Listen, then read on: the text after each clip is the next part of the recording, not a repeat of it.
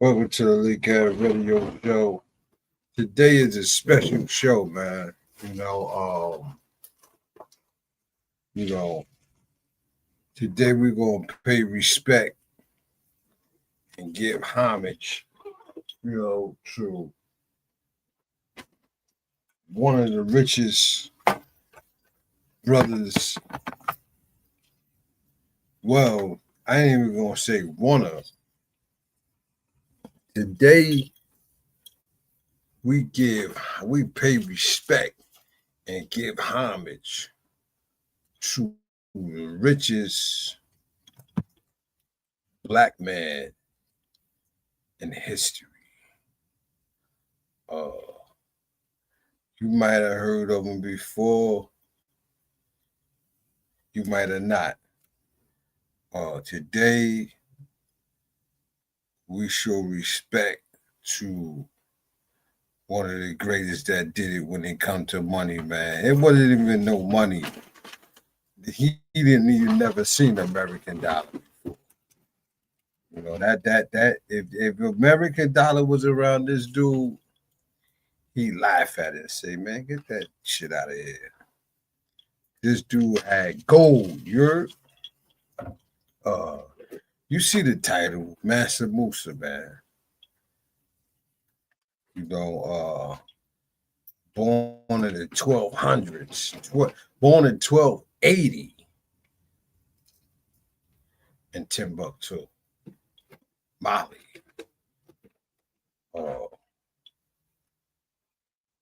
Can you say that, nigga?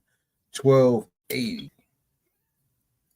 There wasn't no American dollar around. There wasn't no paper with no white man face on it. You know what I'm saying? Yeah, so we know the dollar is an illusion.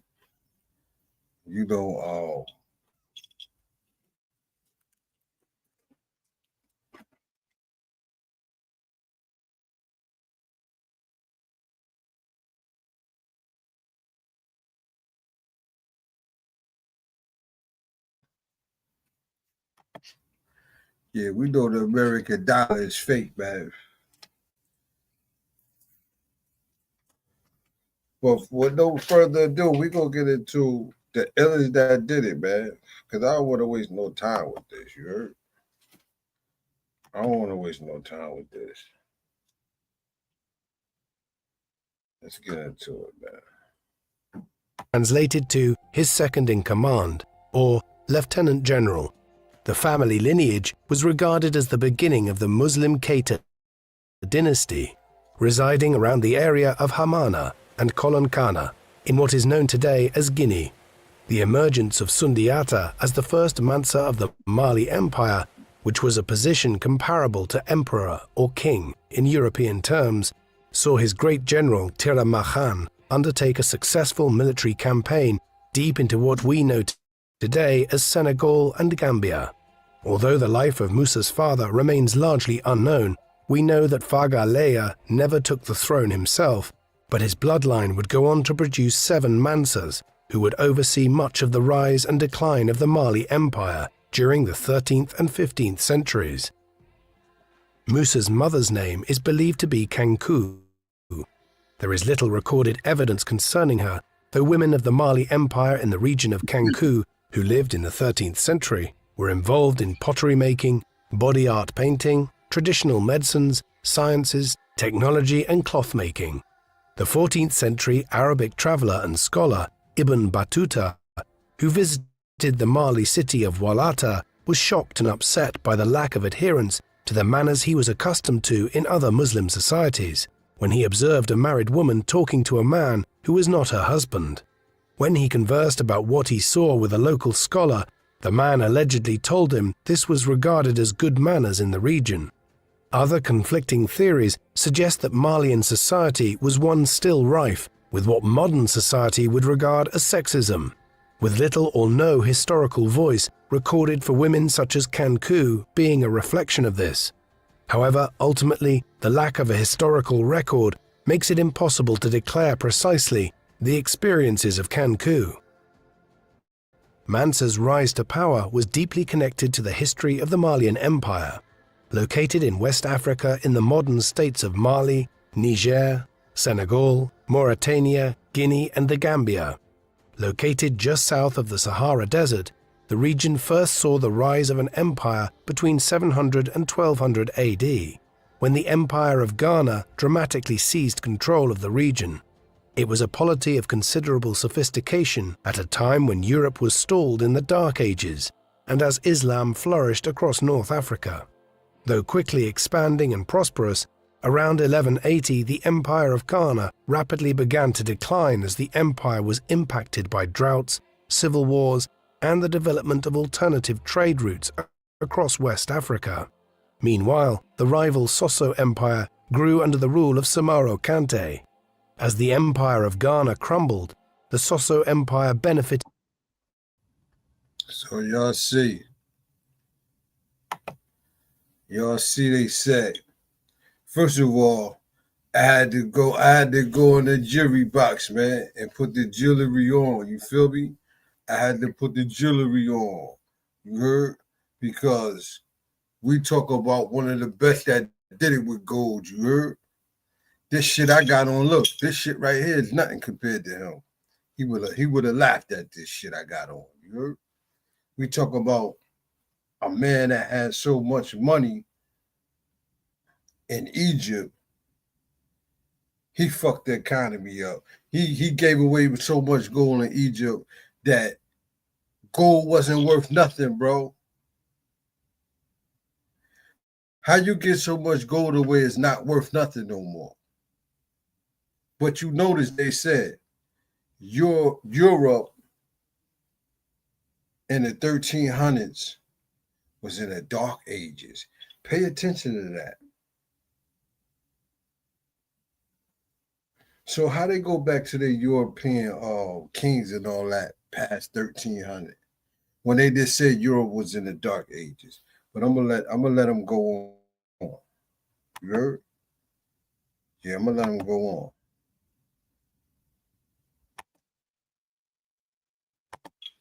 And took large territories in Ghana, also conquering Mandinka territories, which were part of what we now know as Mali. The final collapse of the Empire of Ghana and the fall of the Soso Empire came as a coalition of kingdoms united under the leadership of Sundiata, a man who had overcome his poor childhood health and his status as an outcast to become known as the Lion King. Sundiata Keita initially united several small Malinke kingdoms around the upper Niger River, using a well-trained army and taking advantage of a commercially good location in the middle of several trade routes. Sundiata defeated Sumaro at the Battle of Kurna in 1235, which resulted in the birth of the Mali Empire. In 1255, Sundiata is believed to have died after drowning in the Sankarani River, which is still marked today with a shrine that reads Sundiata's Deep Water, although less reliable theories allege that he was in fact assassinated or accidentally hit by an arrow in a public demonstration known as a Gittan. He left several daughters and at least 3 sons, of which 2 were likely adopted from his generals. All of these would play a part in the succession. Much folklore and oral traditions about Sundiata's military prowess and strong leadership paint a legacy of a man who was able to establish an empire which united numerous tribes and languages, while introducing new agricultural methods, such as cotton weaving, in addition to establishing laws known as Kurukan Fuga, which were eventually documented and can still be seen in the constitution of modern-day Mali. Mansa Uli succeeded his father Sundiata and has been credited by many for extending the Mali Empire into Walata, Timbuktu, and Gao, although this has been contested by other scholars. Around 1268, Uli embarked on a religious Islamic pilgrimage, or Hajj, to Mecca, located in what is now Saudi Arabia. Mecca was the holiest of cities for Muslims, and a pilgrimage to the site was one of the 5 pillars of Islam. Shortly after returning from his pilgrimage, Uli died around 1270, and his adopted brother Wati became Mansa, having fought off his other brother Khalifa. who was also raised as an adopted prince in Sundiata's royal court. The conflict in part arose out of the succession rules not stipulating the necessity of blood lineage to assume the throne. Wati oversaw a turbulent 4 years, with parts of the empire growing politically restless, before he died around 1274, and Khalifa returned to the capital Niani and seized the throne before Sundiata's nephew, Bata Mande Bori, could exercise his own ambitions. It is believed that Khalifa ruled as Mansa for a... That's why I tell you, like, now it explains the whole picking cotton and where they got it from, growing the cotton and all that. Because you see, they said the brothers was over there making clothes, weaving cotton in 1200. You heard? So put it together. You know, now check it out. Do the sign. They're going to tell you that Mansa Musa traveled the world because he was the king of gold and salt at the time. And he had different plugs, connects all over the planet where he did business, dropping salt off, changes gold. They've been to America mad times, you heard? This 200 years before, 300 years before Columbus, you heard? Yeah, bro. Shit deep. Around 2 years, which saw political disputes continue between various political factions in the empire. The Mali Empire at this time was made up of small kingdoms, which pledged allegiance to the Mansa and were obliged to pay annual tributes in the form of rice, millet, and weapons, in addition to taxes on trade, which was controlled by an institution called the Great Council, along with matters of succession. Importantly, and in addition to this, all gold nuggets within the empire belonged to the Mansa, ensuring great personal wealth as stockpiles began to be set aside. However, like his predecessor Wati, Khalifa's rule was unpopular, and he was overthrown by the council, who then installed their preferred candidate, Bata Mande Bori, also known as Abu Bakr, which was the same name shared by his grandfather's brother. Peace did not last long when Bata Mande was usurped in around 1285 by Sakura, who was a member of the royal court, with some accounts suggesting he was a slave. Other theories suggest the term slave was not the literal meaning, and instead a reference to Sakura's roots in the Tontajon Taniworo clans, who were freemen but often referred to as slaves. During this time, people who were enslaved would be paid a salary and were given the option to buy their freedom if they chose. Slavery was different than in later iterations of chattel slavery and other harsher slave regimes. However, while slavery was not inherently based on race, scholars suggest that considerable racism continued to be a part of the Malian Empire. During Sakura's reign, trade increased between the Mali Empire and the rest of the Muslim world, while he also led successful... See that? You see that? A slave, right? A slave wasn't the same thing as a slave in America. Slave in America wasn't the same thing as a slave in Timbuktu in Mali. A slave was a motherfucker that worked for a motherfucker that was getting paid. You know what I'm saying? You was getting paid.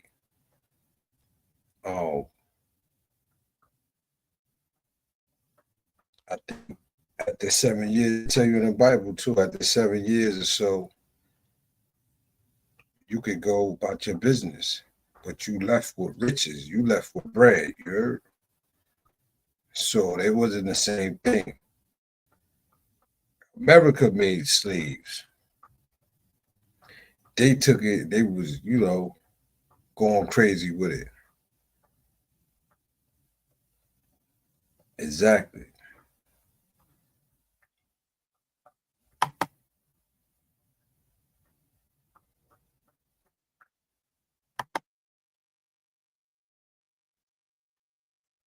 What I went back. Pilgrimage, Mansa Sakura was killed on his way back to Mali, with some accounts pinpointing his death in the town of Tajura near Tripoli, in what is now Libya, while oral tradition claims Kon Mamadi, who was known as Ku, assassinated Sakura. Whatever the cause of his death, Sakura's passing in early 1300 proved good for Ku, who was himself the nephew of Sundiata, and who became the new Mansa. Ruling for roughly 5 years, Ku died and his son Muhammad ibn Ku preceded him as the 8th Mansa of the empire, while his nephew Musa was in his 20s and had become an active participant at the royal court. Unfortunately, though, we know very little about Musa's early arrival at the court, his education, or indeed how he managed to begin ascending within the power apparatus of the Mali Empire.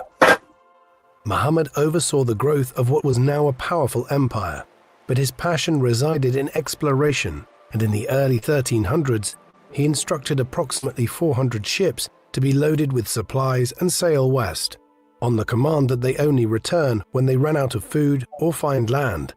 Many months passed before just a single ship limped back from the expedition, with the captain reporting to the Mensa that the fleet had befell a vast area of ocean, which had such a strong current that it resembled a powerful river. While the other ships continued and were never seen again, the captain decided to turn back, but his story made Muhammad suspicious, and instead of deterring him from further attempts, it encouraged him to try a second voyage. Such was his passion for the enterprise that Muhammad led the second expedition himself, and in 1312, hundreds of small vessels were fitted out with dried meat, spare rope and provisions, sufficient to survive should they become separated. Sailing such distances away from land was uncommon, which made the journey more perilous. But Muhammad sought fame and fortune in new lands he hoped to discover. Muhammad named Musa caretaker emperor and successor before setting sail, and Musa, along with his family, moved into the royal palace in Niani, which served as his home and the central government, having been fitted out with multiple rooms, a royal stable, and a cooking area capable of hosting thousands of guests. There were 14 provinces across the empire, which Musa had now become regent of in Muhammad's absence, ruled by governors called emirs, with the Berber provinces governed by their own sheikhs.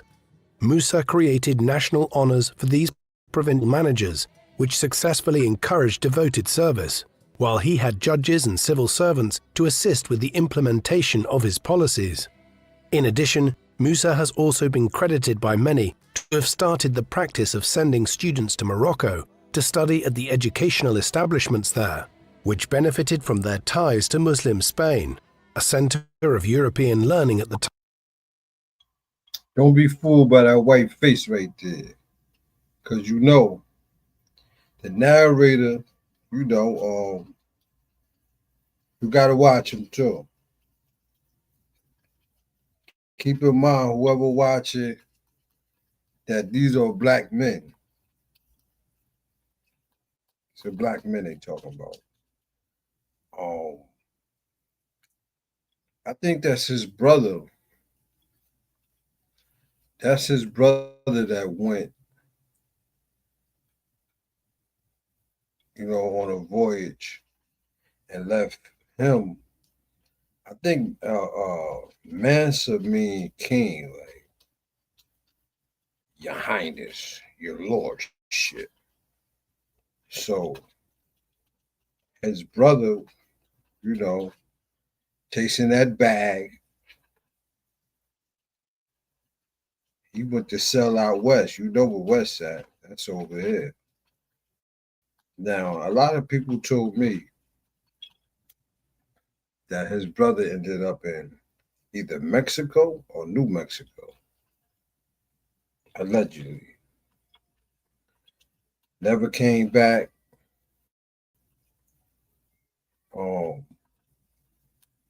So, Musa took over.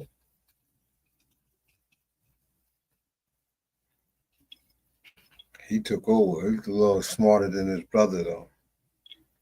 Or he landed in Mexico.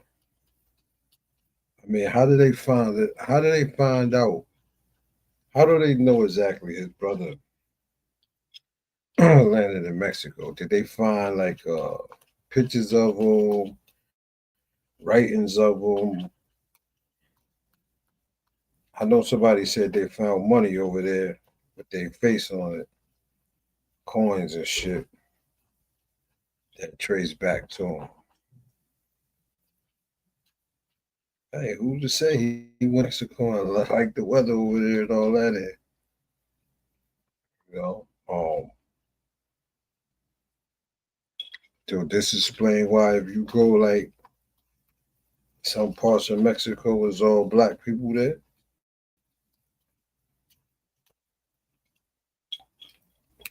Let's get back into the history, you heard? Time and a place of education, Musa felt far surpassed what he could have provided at home during this period.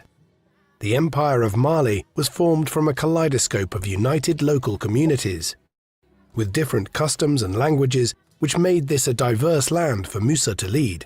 Musa ruled from a black ebony throne on a raised platform in the palace courtyard with two giant elephant tusks either side, and held the traditional royal court where crowds gathered to listen to reports from regional governors, military personnel, and legal discussions, which ruled on disputes within the empire. With all the luxuries and duties bestowed on him by Muhammad, with time Musa was recognized as Mansa and was assigned his own Dieli, who served as chief counselor, in addition to a herald and master of ceremony who would both be his voice by projecting the official wishes and commands. Musa's rise to the throne was determined by the disappearance of Mansa Muhammad's fleet into the Atlantic Ocean.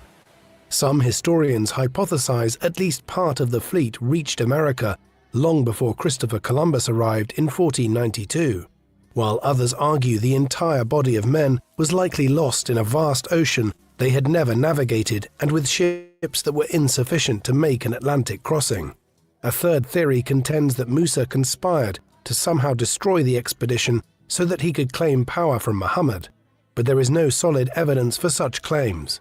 What we can be sure of, though, is that this left Musa as Mansa of the Malian Empire in the early 1310s. Many years later, when visiting the city of Mecca in Arabia, Musa explained to an emir named Abu al-Hasan Ali ibn Amir Hajib about how the expedition had vanished. This was what he said: "We belong to a house which hands on the kingship by inheritance. The king, who was my predecessor, did not believe that it was impossible to discover the furthest limit of the Atlantic Ocean, and wished vehemently to do so. So he equipped 200 ships filled with men and the same number equipped with gold, water, and provisions, enough to last them for years, and said to the man deputed to lead them, 'Do not return until you reach the end of it, or your provisions and water give out.' They departed, and a long time passed before anyone came back. Then one ship returned, and we asked the captain what news they brought. He said, 'Yes, O Sultan. We traveled for a long time until there appeared in the open sea, as it were, a river with a powerful current. Mine was the last of those ships. The other ships went on ahead, but when they reached that place, they did not return, and no more was seen of them, and we do not know what became of them. As for me, I went about at once and did not enter that river.' But the Sultan disbelieved him. Then that Sultan got ready 2,000 ships, 1,000 for himself and the men whom he took with him, and 1,000 for water and provisions. He left me to deputize for him and embarked on the Atlantic Ocean with his men. That was the last we saw of him and all those who were with him, and so I became king in my own right. From this account, it is clear that Musa believed that such an expedition was folly. This almost certainly explains why he did not attempt to send out his own explorers to try and find out what had happened to his predecessor and the many Malian ships. The vanishing of the fleet in the Atlantic left Musa secure from the previous claimant to the throne. He followed tradition and selected his Dielis from low social standing, creating a dependency which brought loyalty, while also redefining old friends as equals. In the early years of his reign, from 1312 to 1318, Musa won much loyalty and was viewed as a fair Mansa, which was a much sought-after trait by his subjects. especially compared to the uncompromising approach Wati and Khalifa had taken years earlier. Musa attempted to convert more people to Islam and commanded the miners of the south of Mali to stop practicing pagan rituals, thus causing the miners to go on what would now be called a strike. The miners were very much aware that their efforts and mining knowledge allowed for all gold nuggets to go to the empire, while they kept the smaller gold dust to themselves. Rather than pressing the issue with force, however, Musa showed understanding and reversed his decree with the miners, leading to a resumption of mining operations and thereby avoiding a costly conflict. He also, in this instance, demonstrated courage to publicly change his mind. Musa's peaceful resolution with the miners should not be viewed as a reluctance to use force to maintain law and order or to achieve personal gains. As with his predecessors, Musa was an empire builder who sought to increase the wealth and territorial limits of his empire through actions that ultimately favored the ruling class. If the miners... We got that shit in the building. What's good, I said? Nothing much. I said, damn, that. I said, where that nigga Nasir been at, man? Yeah, I just got in the house. You said you ran out of there? Yeah, she off the show. What happened? I bombed her out. I knew she was gonna break, but she broke. Nah, a couple of days ago. She been going for about a week now. But today we getting into Mansa Musa, man. What you know about him? Who was it? His uncles.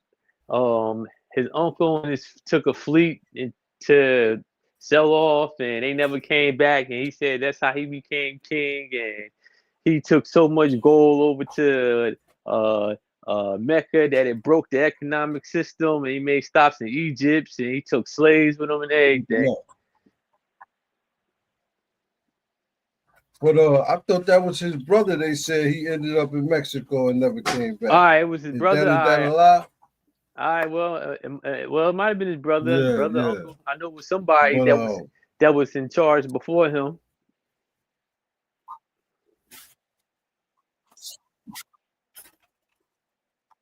Yeah, but he man, what the fuck are we doing? All I know. Hey yo, but the nigga had so much gold, man. He fucked the economy up. You heard? Yeah, that's a lot of gold. Like right now. Imagine him right now, like how he would look at the American dollar. He wouldn't want no parts of that. He wouldn't even. Yeah, I'm about to say, he wouldn't even be able to compare that. Well, that's why they thought. That's what they thought. If Gaddafi would have made one gold currency for all of Africa, that would have fucked up the economic system for America, Europe.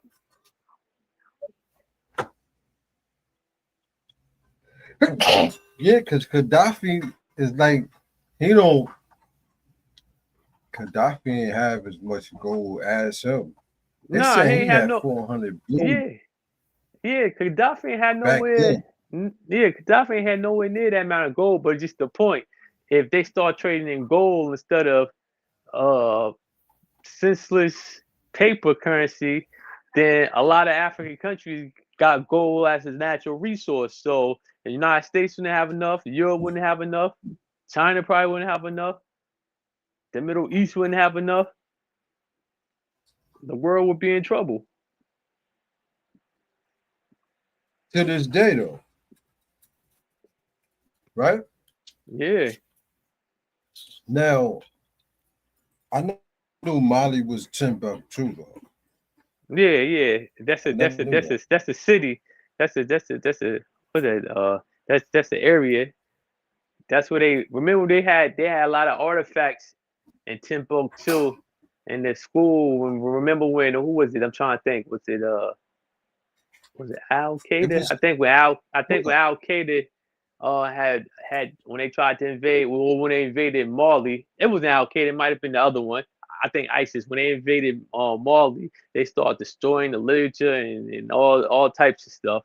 This was like in what 2000, Yeah, was it 15, 16? So they doing the same thing the white man did. Yeah, that's what I say. And then you motherfuckers just switch one religion for another religion.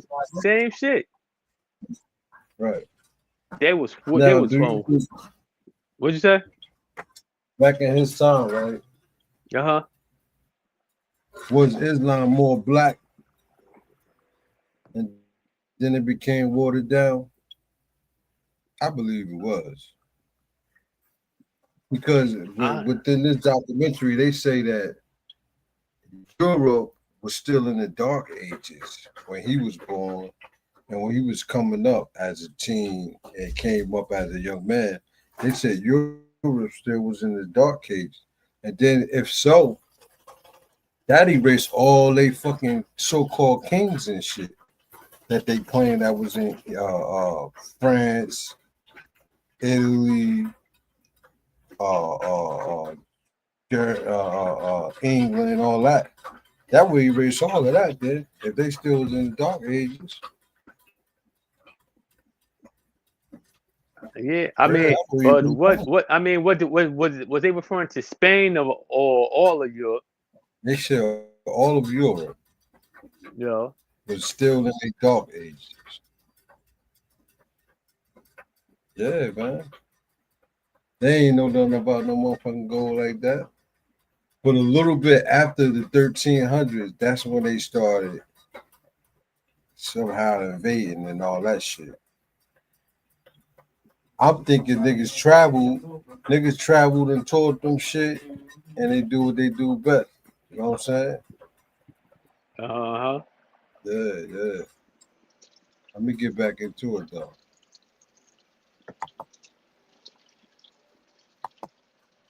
Did not enjoy such a powerful negotiating position, then the outcome of the standoff with the Mansa could have been very different, as Musa had already shown a willingness to use force on other occasions.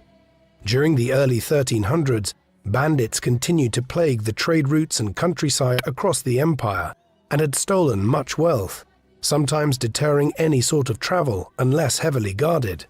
Musa introduced a zero-tolerance policy towards those bandits caught, which slowly began to bring the frequency of robberies under control.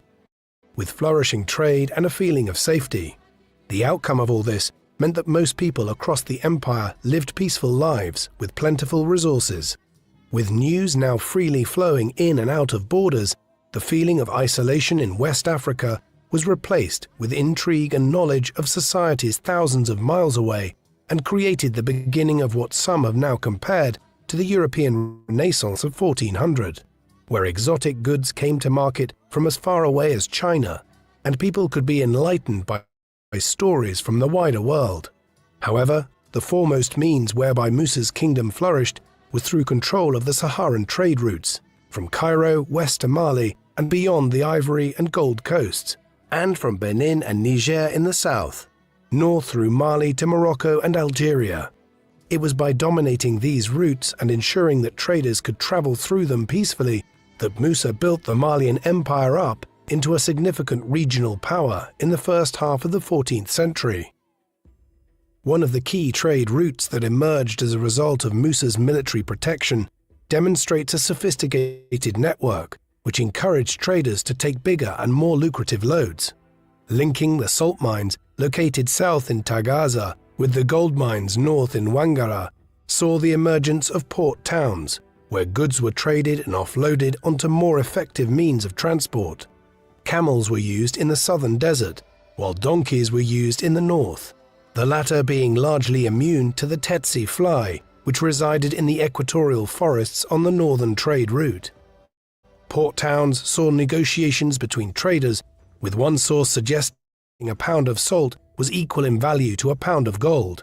Though this is clearly open to dispute, it reflected the vast supply of this metal that Mali enjoyed. For Musa and the empire, port towns were important for ensuring tax was collected efficiently from both domestic and foreign traders. The rivers Niger, Gambia, and Senegal also ran through the Mali Empire, and trade by boat. Hey, Nasir, you heard that? What part? Where they said salt, a pound of salt at that time was more than a pound of gold. Oh yeah, I'm about to say salt was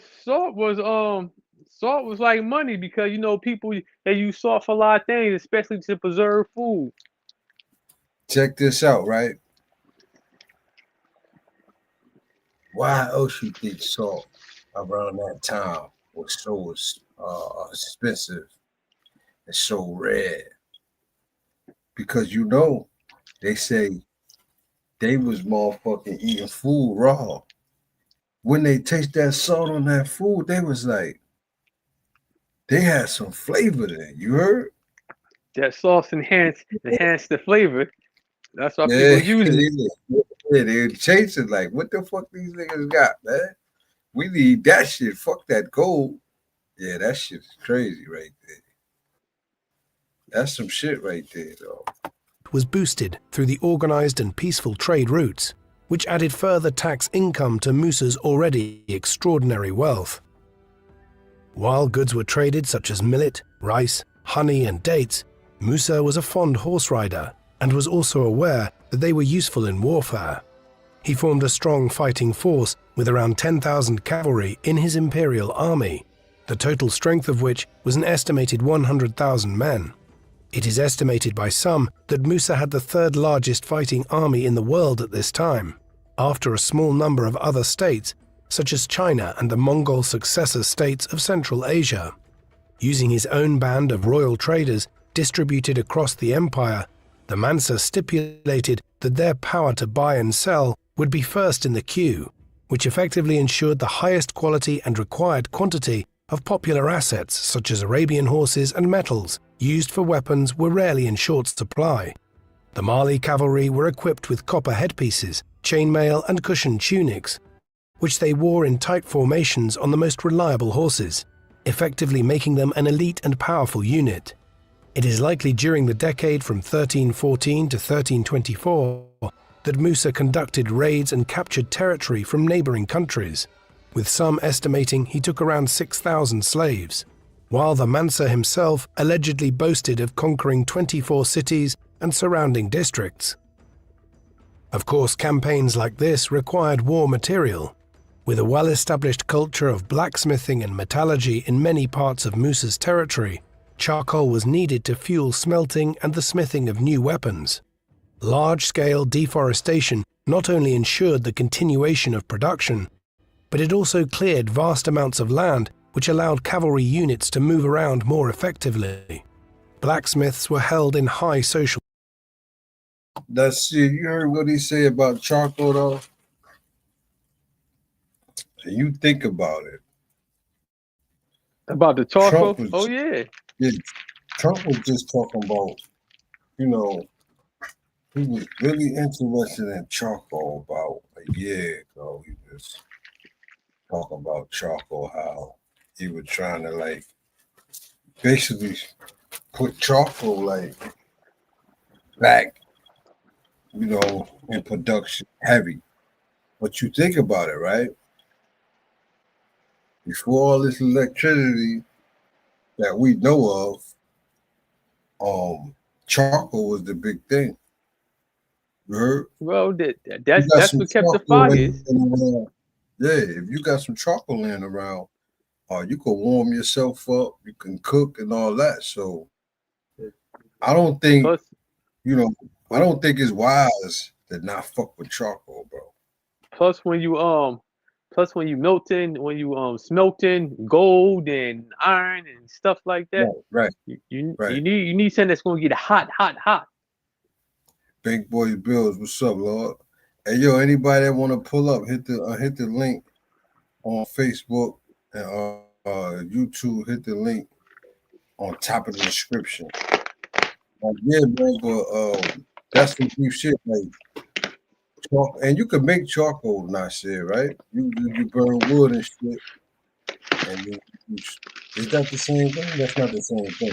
Coal and charcoal is the same thing, right? I think coal and charcoal is different. Coal you dig for, right? Yeah, coal is found in the ground. That's what you make. That's what diamonds come from. Like, Okay, yeah. That's like a natural mineral. Charcoal is made out of like burnt wood and shit, right? yes, I I think believe. that's what I was about to say. I was about to say earlier. I think they get that from burnt wood or something. I ain't too sure. Let's get back into it, though. Status, with people often awed by what was seen as a gift from the traditional god Ogun, the god of metalwork. Where villages and towns did not have a blacksmith, they would seek one from elsewhere, with rewards for those who took the vacancies. This was the manner in which skilled craftsmen were becoming favored in Mali during Musa's reign. With the evolution of weapons, military tactics also evolved with the development of specialized units that could help give strategic advantage. River clans helped to move troops quickly from one part of the empire to another, which reduced the response time in dealing with potential threats. The Farimba were elite units that could be called to assist local provinces under attack, using a wide arsenal of weapons, which included poison arrows, poison javelins, knives, spears, and swords.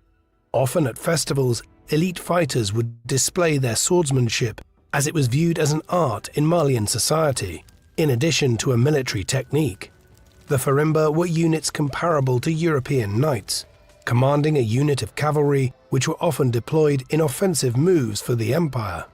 For defense, troops had animal hide shields and iron helmets, with the wealthier cavalry units often possessing the most effective chainmail armors seen in all of northwestern Africa. In 1324, about 12 years into his reign, Musa undertook a 9,000-mile journey when he embarked to Mecca, just as the first Mansa Sundiata had done. This was the famous Hajj, or pilgrimage to Mecca, which all Muslims were required to do if they were financially and physically capable of doing so. The empire was at peace, and through influence and trade, it was both larger and stronger than it had been prior to his reign, and so Musa decided to travel via land rather than sea in order to demonstrate both power and prosperity to the outside world. The pilgrimage would take Musa through one of the world's largest deserts, follow the coastline of the Red Sea, and finally down the Arabian Peninsula to Mecca. Some sources claim that Musa built a mosque every Friday and then continued on with his pilgrimage. This would have resulted in up to 2,000 mosques over the course of his life, which would show not only his incredible wealth, but also his religious dedication. Come on now, shit. They ain't balling right there. Hold up, bro. Yeah, They that's ain't balling. balling. That's a lot of moss. A lot of mass. That's a lot of money, nigga. That's paying a lot Too. of construction workers, nigga. This nigga said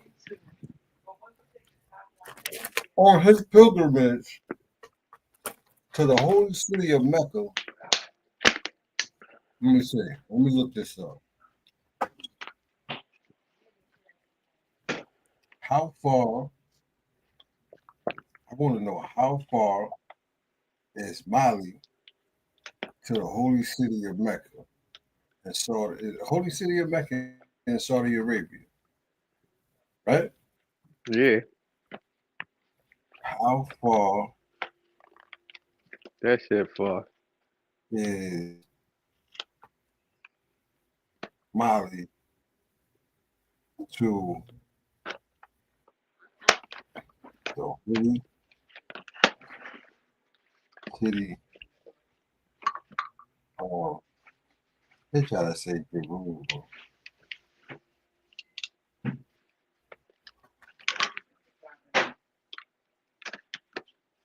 The distance between Mali and Mecca varies depending on the specific starting and ending point. But it's over 3,000 miles, approximately 88 kilometers? For context, the 14th century ruler, look, Mansa Musa pilgrimage from Mali to Mecca, 1324 to 1325, covered an estimated 27,000 miles. This is without Damn. cars. This is without airplane. So that's on This is on without, foot. That's well, they on had foot boats. and camels. They They made had that boats. with camels. They didn't have to. They said they crossed the Arabian Sea. They went down the Arabian Sea, the Arabian Peninsula. So they No, had yeah. boats. Well, I mean, you know that was a trading area. So you But know, it probably yeah, was people already had boats on the sea, so they probably right. paid to or whatever traded whatever they did because they traveled by camels. I think some of the slaves even walked. I remember reading because he took a bunch of slaves over there with him. That stop right there. So when you say slave, remember, it ain't the same kind of slaves that we talk about when we talk about America. They said these slaves was getting paid, and they was on their own free will to come and go as they please after a certain amount of time. You feel me? So I it ain't mean, the it two could have. kind of I mean, it could have been slaves like people devoted to the king, right. or it could have been slaves, prisoners of war. I think it was more of a devoted to the king thing because earlier in the documentary they said that they was getting paid very well. You know what I Okay, mean? But what 2,000 mass jigs that's a lot. But see, this every the whole Friday? thing.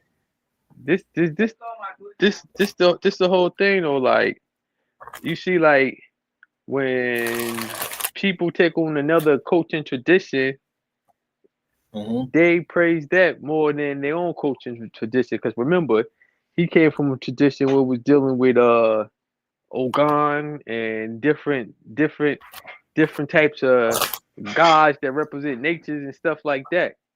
Yeah. But once Was he converted was to his Islam, father Muslim too? Because wow, his father or his grandfather was somebody the converted, king. right? Yeah. But Yeah, I know somebody. but the king so Musa Mansa is a name meaning king, something like that. Yeah. Yeah. Mansa Musa is a Muslim name. That's like Musa is the same as Mhm. Moses. Right. So you're right. So somebody converted. Yeah, somebody converted. I don't think if they could convert it, I don't think they would. That's what I'm saying. Like, was it? That's what I'm thinking. Like, Islam was more blacker back then. You feel me? You see these motherfuckers now. You know, all our shit been invaded, man.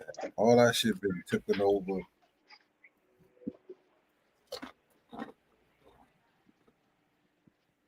Cause they had a kingdom, strong kingdom. So I don't think they were forced to be a Muslim. Well, yeah. I mean, like a lot of Islam. A lot of people convert to Islam by the sword from the conquering, and then some converted willingly, and they people that they control, that they rule over, converted willingly, but the majority was by the sword. So I don't know how they converted, but most likely if he comes from a royal family, most likely they probably converted willingly to do trading and travel and do trading and stuff like that. Because if you was a Muslim, you know what I'm saying, then you wouldn't have to worry about, you know what I'm saying, a lot It's of just like things. it's like Genghis Khan too. I think he willingly converted to Christianity when Marco Polo came amongst them. I think he brought that shit to him. Yeah, just like today, people do it for different reasons. Same thing.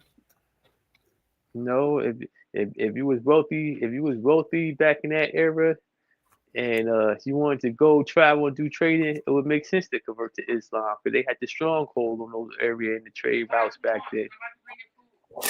Well, you seen that in prison though with gangs.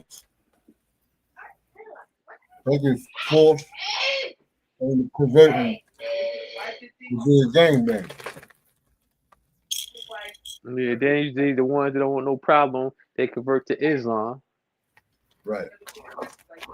or some just become born again Christians and stay completely out the way, whatever.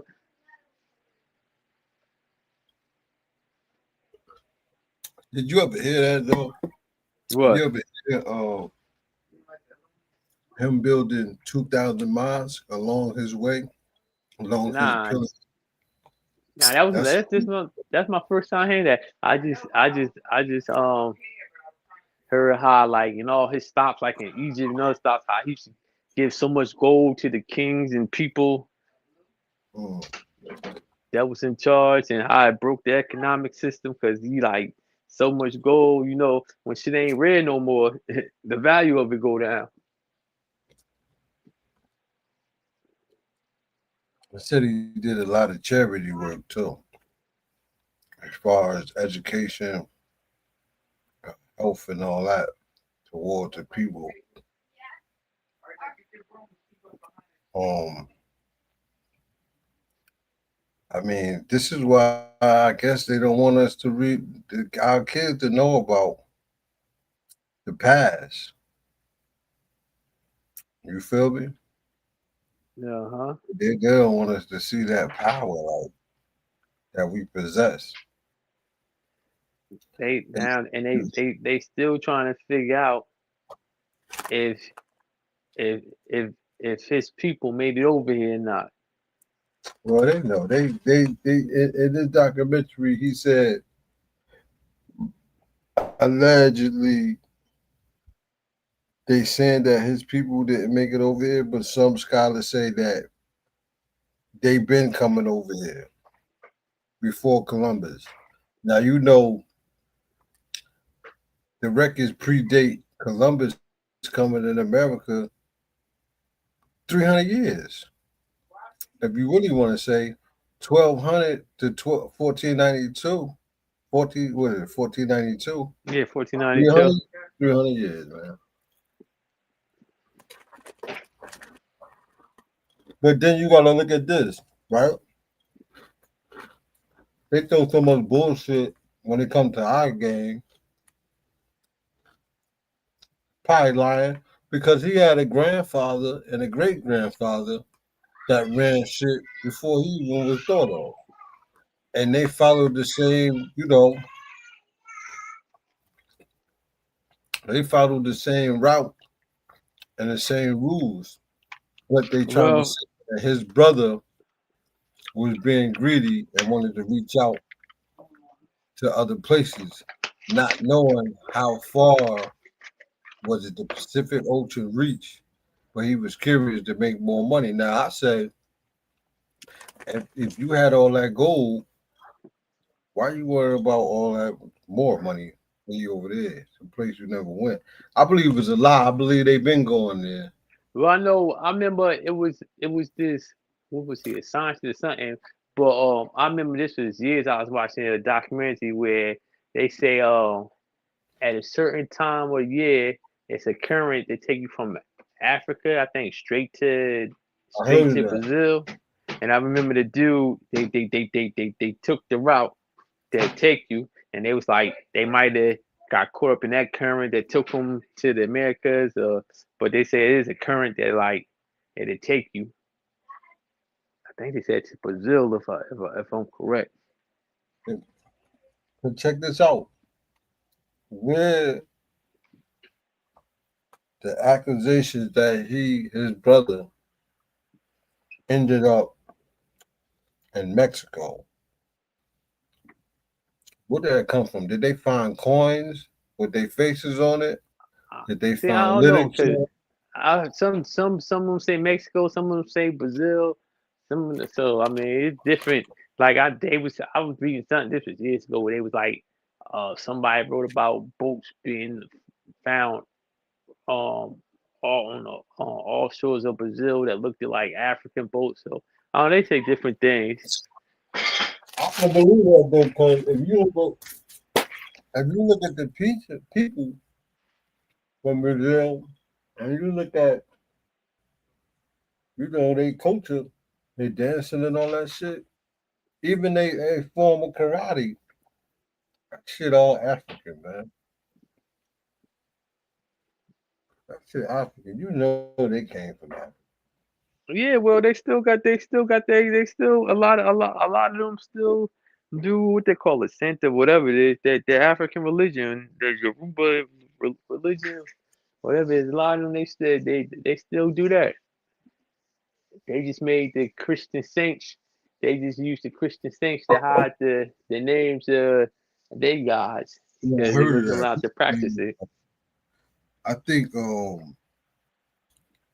Omar was saying that shit. Yeah, Yeah, that's Omar. why even in Cuba, Brazil, Cuba, Puerto Rico, a lot of what is Afro Cuba. Latinos, they still got the Yoruba tradition. They just call it different things. Like I forgot, but they call it a couple different names. But still, it's basically the same thing. The Cubans will tell you that though. Yeah, yeah. They tell well the Brazilians tell you that too. Yeah, they tell you that too. They say that they just use the Christian saints as a cover up. So they used to think they was praying to the Christian saints or whatever, but they really was worshiping their deities. Who they motherfucking ass. Uh-huh. And that's the same thing with they form of fighting. That that Brazilian that the style of fighting they got, they said Yeah. the slave Cap- owners and stuff, yeah, they said they used to think it was yeah. they made them think it was a dance, but it was really a fighting technique. But the slave owners thought it was a dance. Hey, How they the used to be Silk Road, using. What'd you say? I thought that was the Chinese shit. What that style of fighting? Nah, he said he mentioned the Silk Road, but I thought Oh, Chinese wasn't it like that was the trading route? yeah, I thought that was like a Chinese Indian trading route.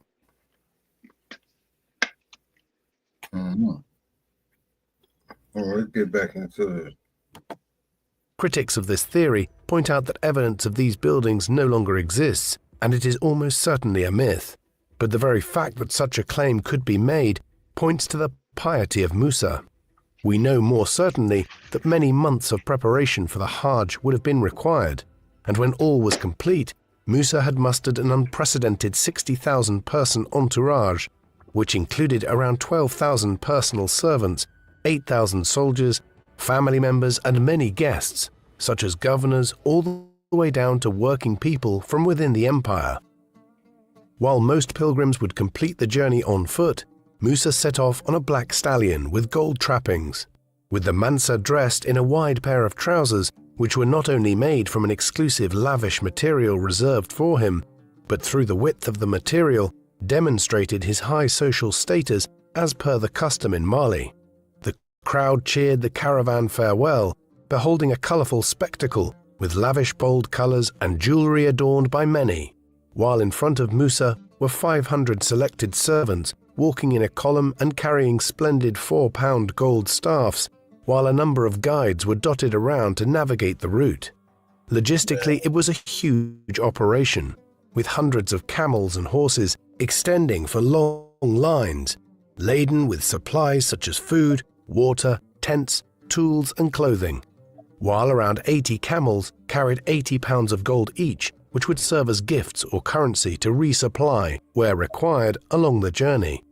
As the sun set, the caravan had left Niani behind and was moving through the grasslands where Musa and his guard could peel away from the main body on trips and easily rejoin with their horses, moving much quicker than the main body. Watching lion cubs play, galloping alongside antelope, and amusing at the awkwardness of a young giraffe reaching down to drink water were discoveries the Mansa delighted in, while also meeting many people who watched the caravan move. On one occasion, upon finding a baobab tree, which were known to hold water in the soft bark, Musa discovered a man who had fashioned a workshop within the tree, where he loomed cotton in the cool of the shade, which was a story the Mansa retold. Such was his curious nature and his interest in economic and technological development. With the Sahara Desert replacing the lush grassland, the first major challenge for the caravan was upon them, as temperatures rose to highs of 58 degrees centigrade and fell sharply below 0 degrees centigrade at night.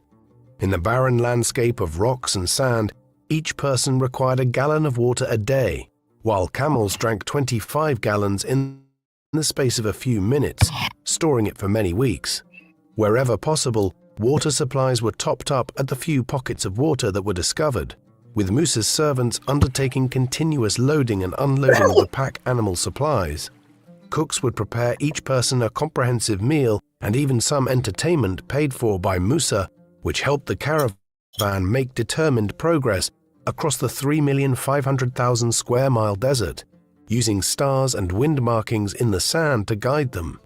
Coming from Niani to Walata, on to Taghaza, before passing by Tassili Ajer, and then through Yadanes, the caravan continued en route to its first major stop at the great Egyptian city of Cairo. Musa and his entourage were excited, having heard much about the city from traders. Most people from Mali had only dreamt of visiting the vibrant city, which enjoyed a population of around 1 million people at the time, making it one of the world's great metropolises in the 14th century. Dressed in luxurious clothes, Musa entered the city in July 1324 via the Western Gate and was met with amazement as the busy streets opened up a channel for the mysterious foreign contingent to walk through, with their leader walking slowly on his horse. As gold glistened, the event was a spectacle never seen in Cairo, and the Egyptian official meeting the caravan apparently compared it to the glittering glory of the African sun itself. The ruling Sultan Mamluk invited Musa to a grand celebration, but the situation was initially awkward, as the traditional sign of homage dictated that the Mansa would have to kiss the Sultan's hand or the ground by his feet. Musa refused this to his advisors, declaring he was a pilgrim. Hey, that's it. Ain't that how you say your name, though? Or is with it? It's the same thing as your name, right? Nah, that's how white people say it. Sultan and Sultan. They put It's an A, Sultan.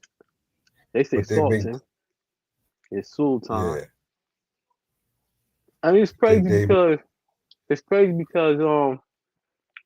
Spanish people Look at that Spanish picture, people baby. can pronounce it right. They say it all the time. They'll be like Sultan. They're like, oh, you Muslim? I don't know. Yeah, the Jews be asking me that shit, but they be asking it like in a hateful way, though. Oh yeah, they want to see where you at. But I told them, when they asked me, I said I'm a man of I believe in righteousness. I believe in it's two energies. It's negative and positive. They just be looking like. I think I might have fucked up a nice fitted hat connect. Cause he, a Jewish dude, he texted me after he gave me his number and shit. He texted me later on like, "Oh, do you believe in Allah?" And I respond, I said, "I believe in good energy and bad energy, man." Okay, but he ain't respond back, man. Yeah. But look at that picture, I see. Is that original? I've been seeing this picture all over the internet. Is that a real picture of him? That is this an old ancient picture? Oh, I don't know. I've been seeing that picture for years. That drawing. That drawing right there, it's a map.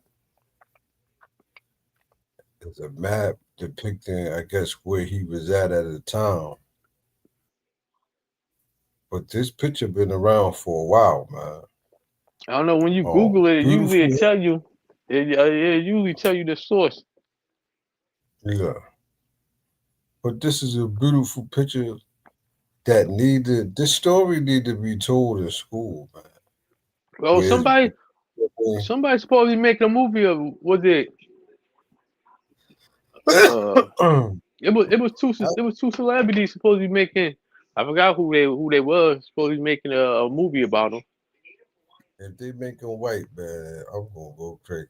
Actually, my girl Was it? taught about you taught your class about him, right? And what the other teachers said. They told her my girl taught about him to the how old was it? Fifth graders. And the other teachers, the white teachers, what they say to you? They gonna tell her make sure they can comprehend. What? That's racist right there. So they can comprehend about Columbus, but they won't be able to comprehend about a man that looked like them. Yeah, there's something wrong going on, bro. You think about it, Yeah, man. That's some shit. they Yeah. they can comprehend everything else. Columbus, Thanksgiving, Right. Easter, Yeah, yeah. But they can't Halloween, comprehend Christmas. the richest man in the world. They said he was worth 400 billion back then. That's more than Elon Musk, Bill Gates, and Kanye West put together. To this day. It's crazy, bro. That's what I'm saying. Like, if he existed right now with that much gold, it'd be worth more anyway, though. Oh yeah, it worth That way pure more. gold this gold over here is nothing. Even the bars that they got melted, it's probably nothing to what he got in his hand right there. If that was real, that piece of gold right there back there, a lot of money right there. See, but he had what he did was he had them mining that gold. That was his business. Like you see, they said people had to bring like if it was a gram of gold, they had to bring it to him. Like I Well, wonder what the I wonder what the penalty was. he was look, he was the king. He set the rules. But they said Just that like always before him. That's always been a thing, and within his family or running it, but being ain't that Mansa. crazy? But With all the gold in Mali today, Mali was still one of the poorest countries, while France was just getting all that gold, until they finally took control of it. Can you imagine hundreds of but years France is just getting all that gold from Mali? so all that gold they got in the core, like in within the element of justice, they should be persecuted for that. You know what I'm saying? Yeah, yeah, you're right. Say, what Uh, uh, Mali? They just took control of all they gold. I mean, real basically when what was it, about 2 3 years ago when they had a coup when the army took over the government. And look, and France was doing the same. They basically were doing the same thing in Burkina Faso and all the other former colonies. They had made all them sign those contracts where they get first dibs on the natural resources, and they set the prices, and then they got to put all the money in the bank and the France bank, and they can't just take it all out at once and all crazy shit. coming from coming from his lineage,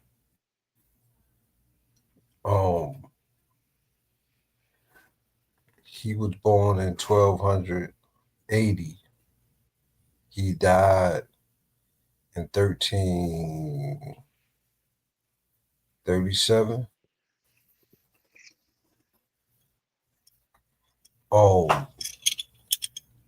But then you got the 1400s, you got the 1500, the 1600. When did his family lose power? When did they get invaded? I'm pretty sure they're going to tell us at the end. I don't know, but that's But I crazy, want to right? know, yeah, how did they end up to this day the poorest? Well, we know you said France was in there, but when did it begin? That's what I want to know. They've been trying to get his fortune for years prior. And I bet you he got set up within his kingdom. It always happened that way. Yeah, it always.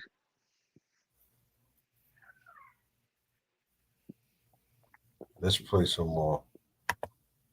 Was only paying homage to Allah, while also aware that his Mali empire was vast and many times wealthier than that which the Sultan ruled over.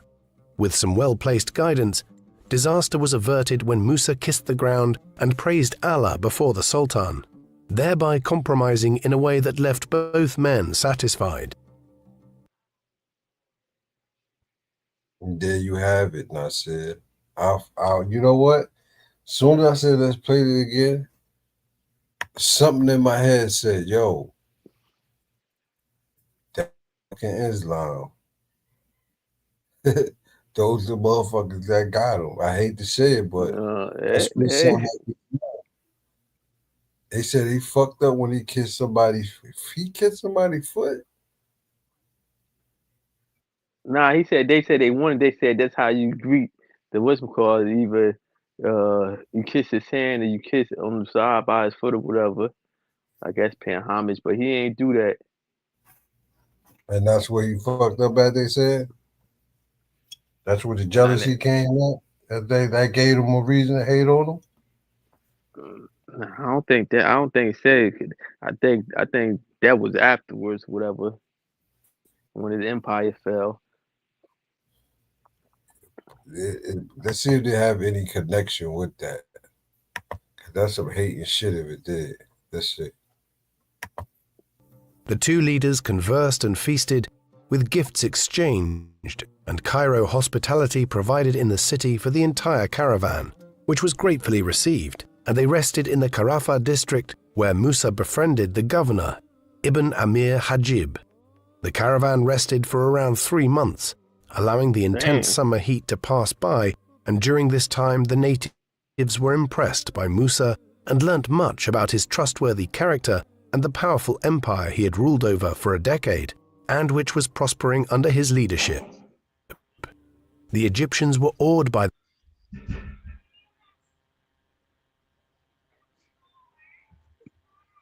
the Mansa and his generosity when he gave gold as gifts in each part of the city he visited or stayed.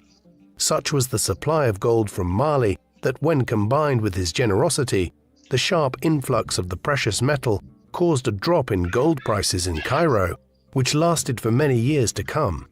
Musa allegedly tried to combat the inflation by buying back some of the surplus gold, and this helped settle the market, while emphasizing how much wealth the empire had accumulated to be able to control foreign markets.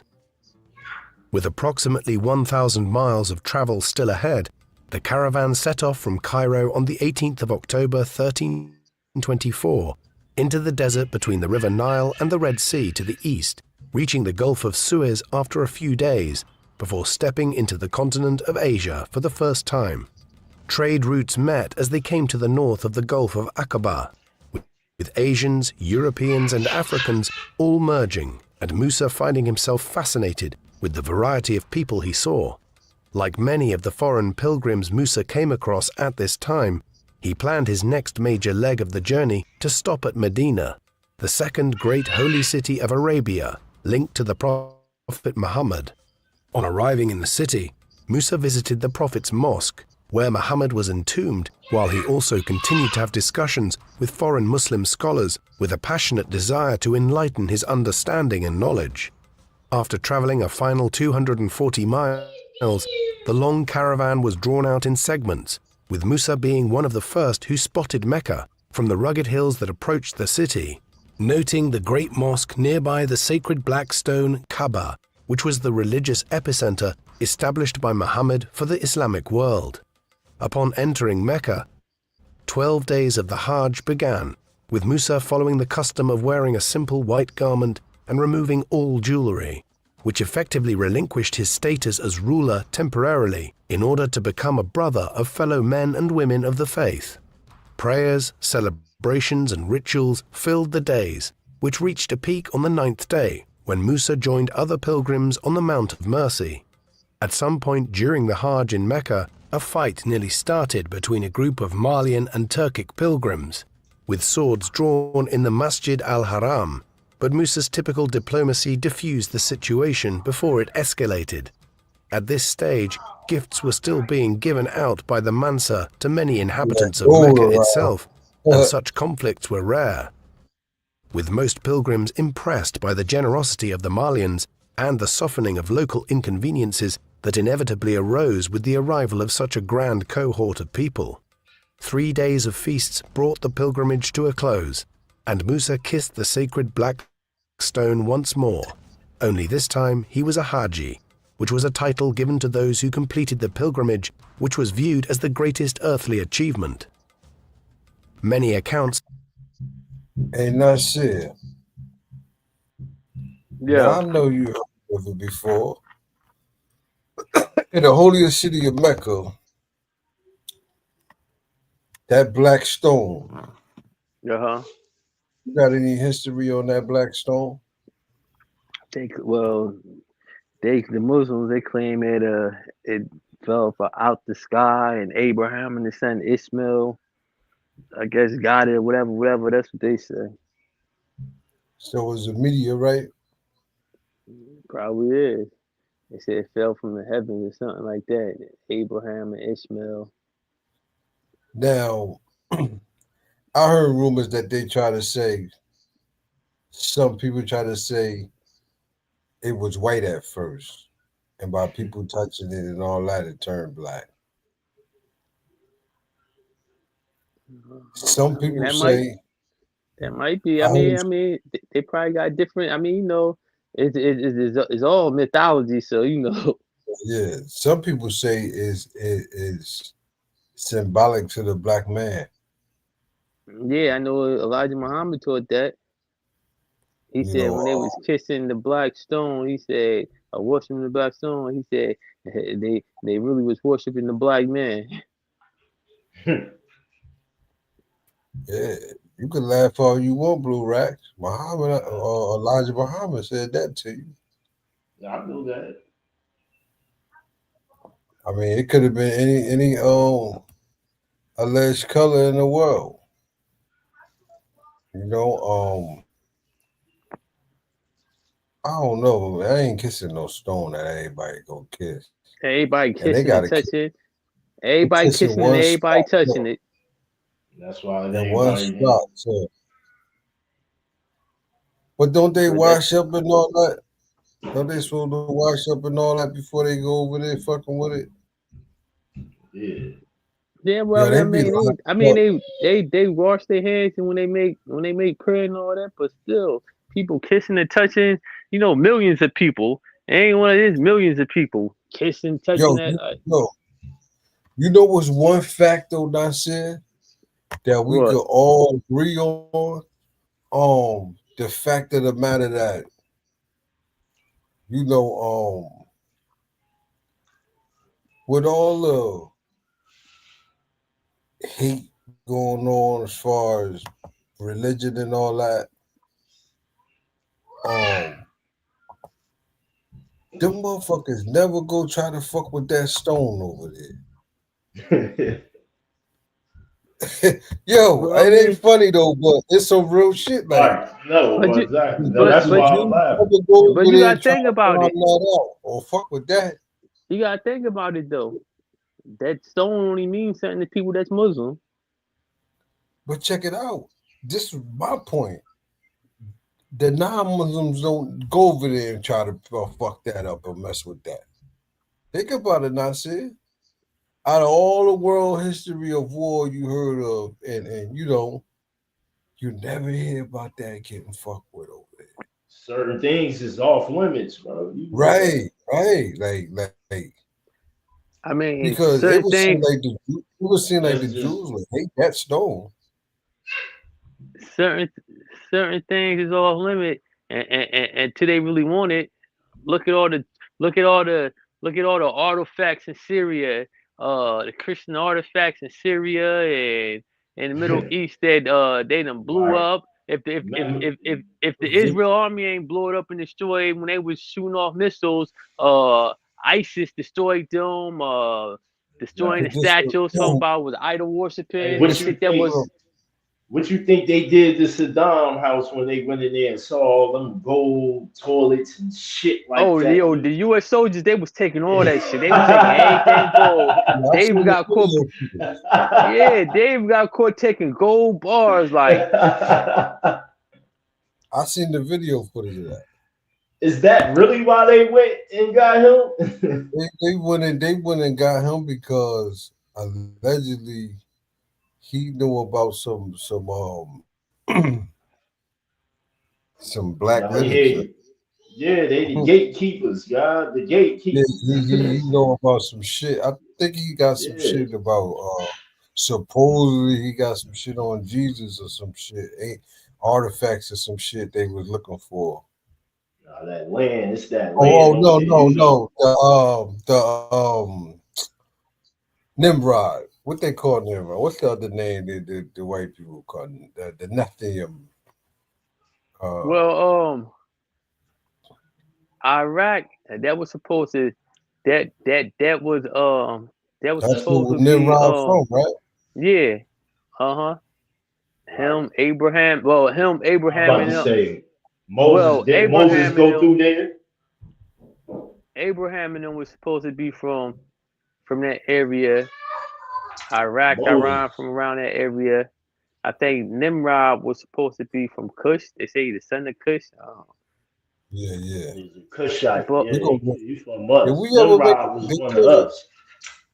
did we ever make a show about Nimrod? Because Nimrod was a savage, allegedly. Nimrod was one of us, right? Yeah, he was a savage though. Like, you know, you heard the stories of him sleeping with his mother. Maybe I don't know. That's in the lessons though. well, Sleeping with shit, his mother. the Egyptians did that too. They slept with they had children by I'm about to say mothers, how sisters, brothers. The royal family in Europe, they did that they shit. believe. Everybody believed that they was believe. That's how Check they this out, man. reproduced back then. Check this out. You The truly women, believe that? That's it? What'd you say? You truly believe that? yeah, it Because was the women. The women was agreed upon that, hold on. God. Was that written? Is that etched in their walls and shit? Did they teach that? Like, where that come from? I don't Nubia. know where it came from, but The Nubians did that. They came. They agreed. They had agreed. All the women had agreed because they it was so many of them. So they agreed. They said, "Oh, whatever." I can't. I'm bad at explaining stuff. But I know But the but Nubians shut had up, the women. All the women had something to do with you that though. bugging, man. You said that's why all the royal families is related. In German, England, France, okay. Yeah. So we Italy, gonna get to that because what is their fucking names? and then There's a with the story. Rothschilds. There's a Remember, story. Where? remember the Rothschilds. What was it? What was it? Was it three or five brothers? And they married their nieces and first cousins and stuff to keep the lineage in the line. Exactly. So it's a story of a German family, which was took over the kingship And I'm trying to think. Is a certain is a let me look it up. It's a certain chin. So they got like a moon chin, right? By being inbreeds. They Oh, they inbreed. probably So do. listen, it's called something though. To this day, Mhm. forgot what it's called, but they inbred it so bad they couldn't even chew. Like so what had happened, right? They what the fuck was his name though? I got it. I can't even speak about it if I don't pull up his name and shit. Let me see. These people, right? They end up breeding inbreeding so much that they fucked their lineage up where it was only the one king left. And guess who he was to himself? Mhm. Who He is his was his uncle own and brother? he was his own uncle. He was his own uncle. Yo, they were so inbred that they at the end they couldn't even talk. So Mhm. they lost their castle and all that shit. Well, that's the thing when all that inbreeding, like when you Because got you different see what when you happened. got yeah when you got different traits and different diseases and shit that's passed down Yeah. genetically, eh, See, they end up nowadays we getting call it fucked up. Down syndrome. Back then they ain't know what that was, so they probably killed them, outcast them, sent them up there in the mountains, the Caucasus and shit with the albinos, all type of shit. Like,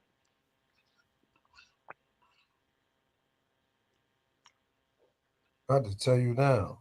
That's how they found out King Tut was inbred. They say that's why he was deformed when they looked at his skeleton. exactly. Uh That's huh. why they They wore said them King. masks. So They think so he just was wearing them masks just to be wearing them, but nah, they was just, a lot of them was inbred, deformed and shit. so Nasir is called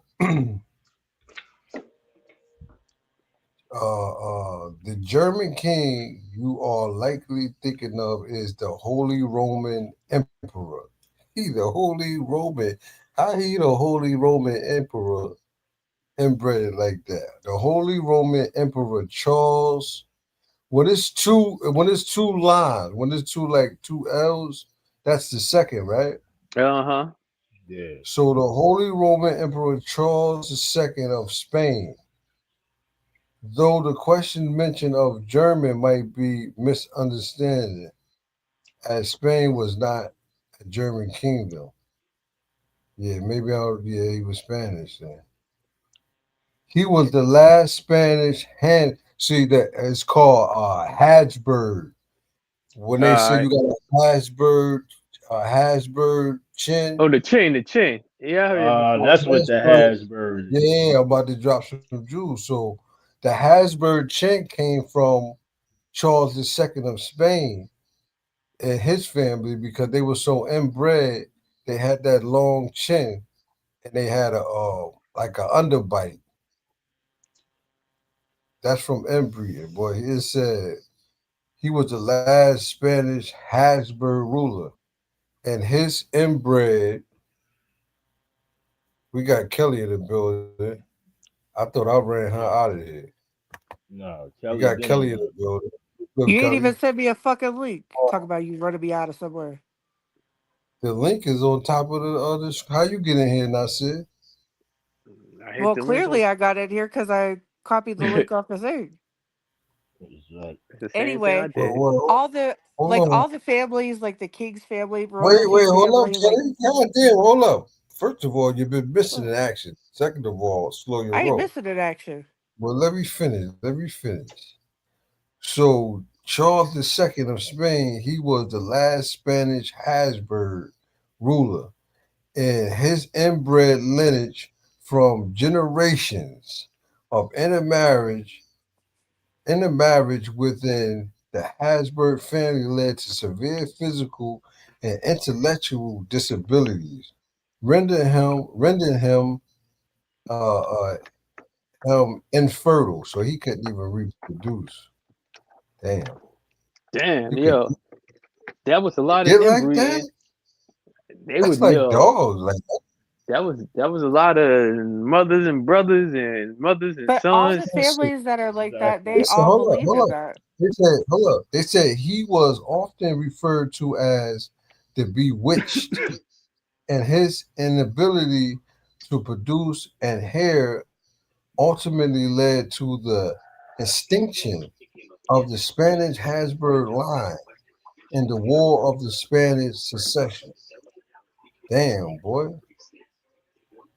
It don't get to a point where like the people within your kingdom, the people on the outside of the castle, like what the fuck is going on in there? Like No, I mean it was You normal know for they royal, did. You know they but did. That's why they ain't go win there, or they ain't want no parts of no shit like that. it was All of normal those for the families Right, believed in pure bloodlines, and the only way to get yeah. a right. Back pure then, bloodline that is was to sleep with your kid.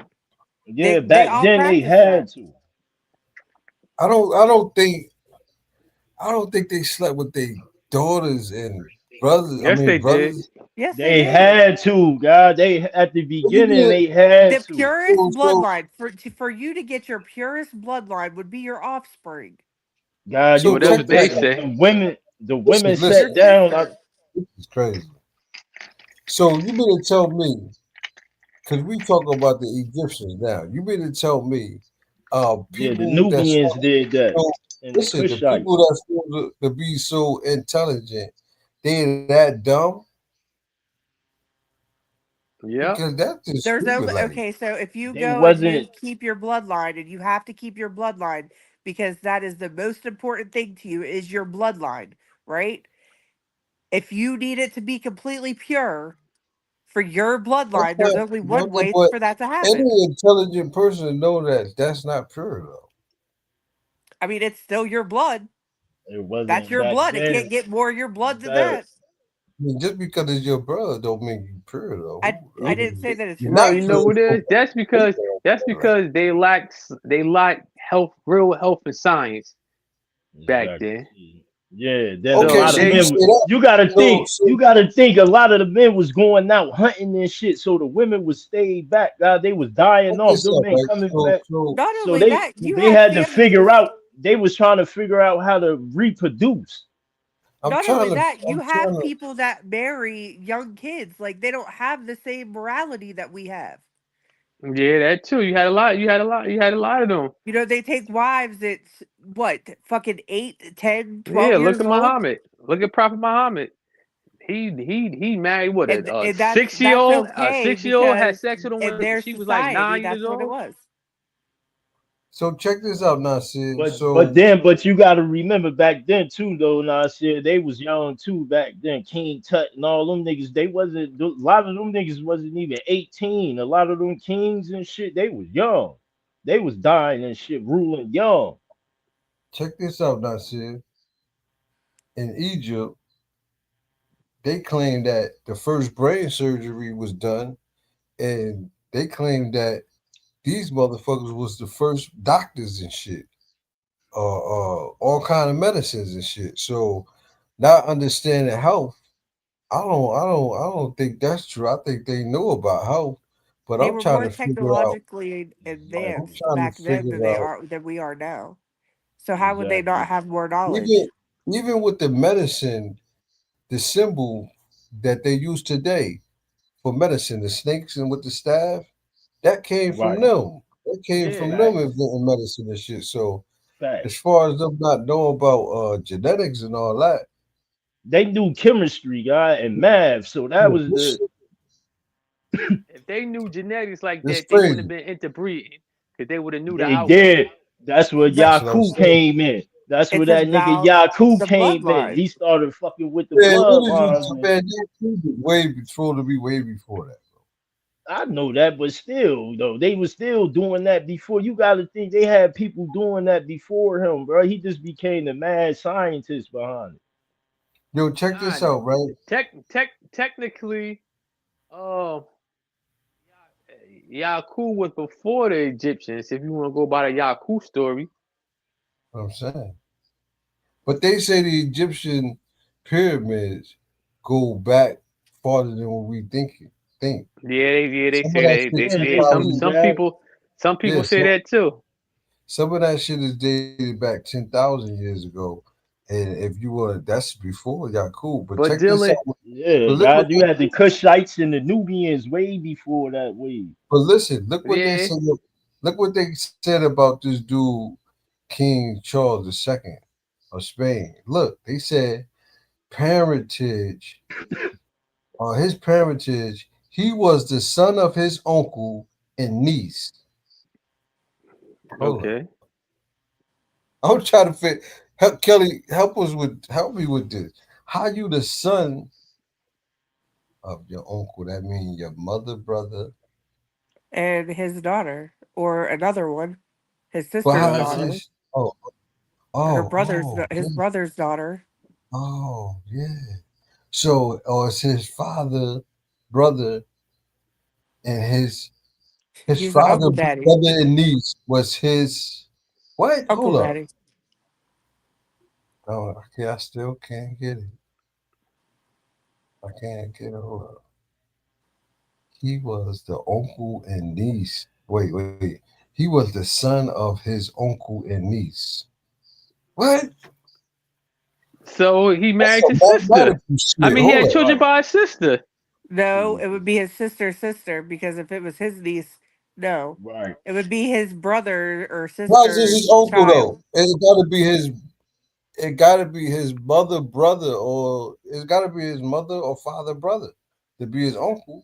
If you have Right, and kids their by child, one of their if children, Hold for on, it to be his hold on. niece. Yeah. Oh no, I'm confused. No. if you had kids by your Yeah, you, sister, then there'd be your kids and your niece and nephew. exactly. Your son and your son and nephew at the same time. Yeah, Yeah. but he said his uncle and his niece. So that his Yeah. niece was his mom.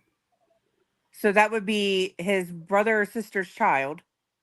Oh my God, this is crazy. And his uncle is his mom and dad, Yeah. mom or dad's brother or sister or So he brother. was the son of his. He was the son of his uncle and niece, King Philip. What is that? That one and V. That's the What's it that? ain't 10 or 9. Is that 10 and 9? Ah, No, right. that's You get that's the fourth. yeah, that's Oh, the four, four. right? Through 1, 2, 3, 4. Yeah, four. And then the big X is like what's no? 10, The right? X The is big 10. Yeah, yeah, that's 10. 9. That's 9, The right? V is Yeah. 5. So the one V is 4. Or it would 4. be V1 for So 6. he was King Charles II of Spain. The last Habsburg was so inbred. He was the son of his uncle and niece, King Philip the Fourth of Spain and Marina of Australia. Yo, that's two different Australias, right? Austria. Yep. Austria, Australia. Austria. Yeah, Austria. Austria. Is Ain't that where Austria? Arnold Austria Schwarzenegger is in from Europe. somewhere? Australia is down And under. Australia is in Australia. Yeah, Right. Australia is Austria the land down is under. Yeah. Austria by Spain, right? Austria. Austria Austria. is Europe. Okay. So health issues, his inbred heritage resulted in a range of conditions, including large number of what's that? Ailments, Ailments. Ailments, Elements. ailments as developmental delay. Alignment. What's that? Developmental delay where what he can't put shit together. He can't think. He can't think right. Yeah, it's Or like the development delay delayed, means or growing. like understanding, delayed. Yeah. Intellectual disability and severe physical deformities. It says succession. He was the last Spanish Habsburg king and was unable to have children, which ended the dynasty and sparked a war. Yeah. Hmm, Well, he probably was retarded. exactly. Yo, Retardation, you but know Not what's crazy? probably. He was. yeah, he was. But you know what? The thing about that is that's how it always went down. That's why They wanted to have children because every time they would fall out, a king from like say how France and Germany used to beef, they would give one of their daughters to the royal whoever was in charge, and they would marry again and have children. And then if a beef Hmm. broke out, they would give one of their daughters, but it was already family, so they just kept intermixing anyway. Or wherever you was from, all those rulers was related, so they would just marry into the family. So Yo, how did we get it? How we get into talking about that though? How we get from talking about Mansa Musa to King Charles II being Because he one of the you know, ones that chased that gold. Goddamn, he saw that gold on it. They was in the dark ages. His people was well in the he dark. wasn't he wasn't even physically or I mentally know. developed to know about the damn gold. No, I know that, but still, that's how they got it though. Nah, it's a reason why we was talking about him. That's what I'm trying. I just came back. We I got don't know what the Oliver. We got Oliver in the building. Oliver was good. I'm chilling, brother. What about you? You said what? I said I'm chilling, brother. What about you? All right, man. We talk about Mansa Musa, the king of Mali, from Timbuktu, Mm-hmm. being the richest man ever on the planet in history, Oh, worth 400 okay. billion in the So 1300s. you say it's 400 billion, right? But doesn't Elon Musk have 500 billion? I mean, Projected to be a trillion, I say. 4 and 5. I mean, it could be 5. I think it will But be that's for what. back. But that's considered back then. So you got to consider back. So now bring that 400 billion in today's money though. So that shit, he about a trip. You can't even count Gold, that that money now. money. We talk about gold, though. Yeah, that's back then. They considered that back then for his time. He had that was 400 in that time, not this time. I don't even think the gold now is the same as the gold then. It's probably Now you gotta diluted. think he fucked up the whole the whole world economy, bro, back then. Bro, that's too much money. Niggas ain't like when people saw him on that map and they wanted that gold nugget, they saw that gold nugget when them brothers sold him out and gave them that map to go to that gold nugget. They chased that. Speaking of that map, where did that map come from? We was trying to figure that out earlier. That map That's that everybody see him holding that gold disc that look like the sun. When was that that's map one of made? Is that a new map or is that an old map? that's an old map. They said it's in one of that's in like date history, a part of some of their history where they wanted that gold back then. God, they had one of the brothers sold them out. You know how we ruled one of the Moors or one of them sold out back then. Yo, I think you be You making up gotta shit. think, man. I ain't making up nothing. Why I'm gonna make Yo, something up? and that's it. He make up a lot of shit though. Like he be he know shit, but I love it. he This forgot. topic right here. Nah, this top I love Nelson Moody because that's what started a lot of shit. So I love him right here. Like, you know what I mean? I'll be real passionate with this topic. The most infamous Mansa Musa map is the Catalan Atlas, which is 589 years old, as it was completed in 1375. Other maps of the Mali Empire under Mansa Musa also date from around that time, such as one from 1337 CE. Exactly. That map old.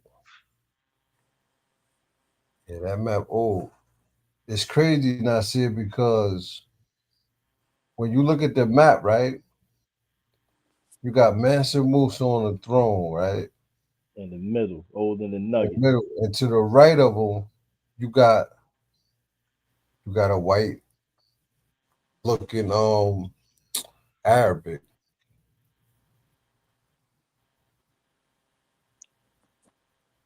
So maybe they was in the holy city of Mecca, light skin like that, around that time. They You know what I'm was. saying? Let's get back into some more of the history.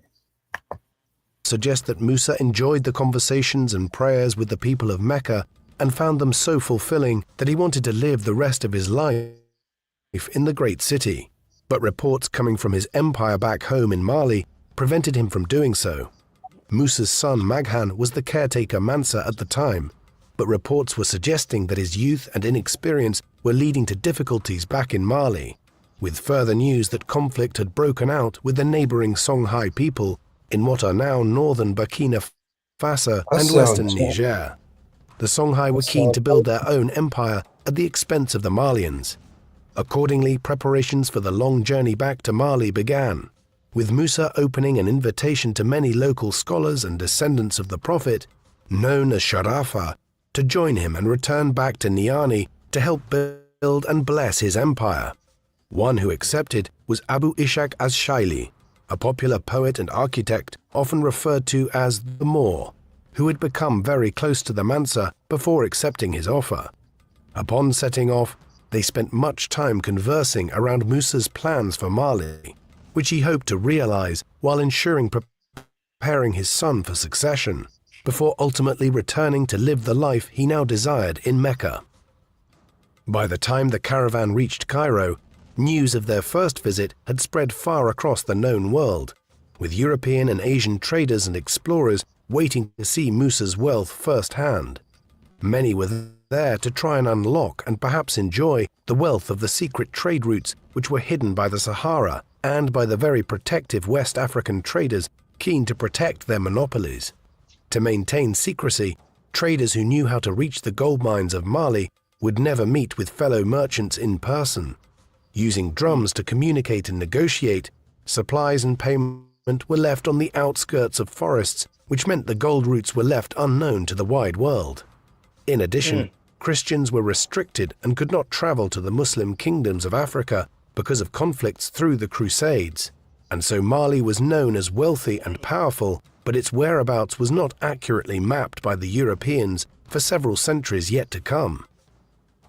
As the caravan made its way to Cairo, there were reports of some Malian pilgrims dying from the cold temperatures, through starvation or at the hands of bandit raids, which were impacting supplies and proving difficult to defend, given the enormous distance the caravan of people had traveled. So it went down when he was out, not doing business, but going on a voyage to the You holy see the city of plot. Mecca. Yeah, while he was out there for 3 months, it was going down. Hey, that's it. What is it? Burkina Faso. Um, Yeah. that's an ancient place, man. Shit. I mean, But we all I mean, just hearing all about this shit right now, though. Like I never paid attention to that part of Africa until old yeah, boy well, that they tried to assassinate. I all of that never used to be really. part of the Mali Empire. Exactly. Okay, Now so you that's see what's Mali going. too. Now you see Yeah, what's yeah, that used going to be on. Yeah. that used to be a part of Mali until they until they called up Africa. But yeah, that used to be a part of Mali. Mali's still big as hell, but that used to be a part of Mali. I think Niger, like a lot of those kingdoms was way bigger. Just like what Ghana is today. That's not the original Ghana. They just named that country Ghana. Right. Ghana, That shit I was think, was big up as there by hell. Mali somewhere. But all these places got not just gold though. I seen some shit, right? Exactly. Fruit, I want to say, the I want to spices. say, I want to say, it was in Nigeria. They showed like a year ago. The people digging in the dirt, man, they was pulling out these emeralds so big. Not shit, like these shits was like the size of king size beds. emeralds. You heard? Yeah. Yo, I'm like, yo, how the fuck is they pulling this shit out the ground like that? Like the average motherfucker just was digging and just like pulling out shit. But they like them emeralds is worth so much money. A little piece to make a ring, like, is worth so much money over here, bro. That's why I'm like, over there they so rich, man. But I don't understand, like, Well, that's like a lot of African countries. You got regular people, they digging for gold, and you got the China man who sets up the trading post.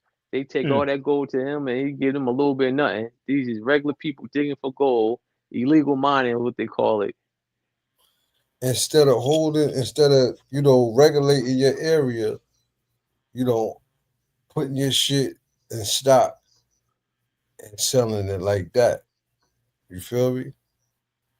Like, I don't know, Well, man. Like, then it's you gotta look at it crazy, man. like this. You gotta look at it like this. If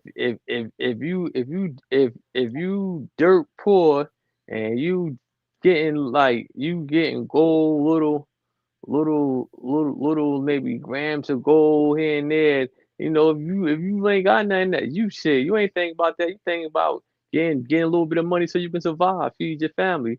The same thing like when they be finding those big ass diamonds. Motherfuckers be getting, they find those big ass diamonds and they getting a couple $1,000s for those shits. That's because they don't have no, I guess, source connect to sell it. Yeah, exactly. So the But Chinaman is in that's there setting yeah, up trading posts, and he's sitting there with stacks of money, and they come in, they giving him money, and they and taking it and going it. systematically, it's probably the same racism going on where they intentionally don't fuck with them so they can cheat them. Yeah, You know what I'm exactly. I saying? know that. Yeah, that's Yeah, exactly what it exactly. is. Yeah. Exactly. That's why they got mad when the president of Burkina Faso kicked the France out and took over all the mines. They're like, yeah, but they had a treaty, and he said, fuck that.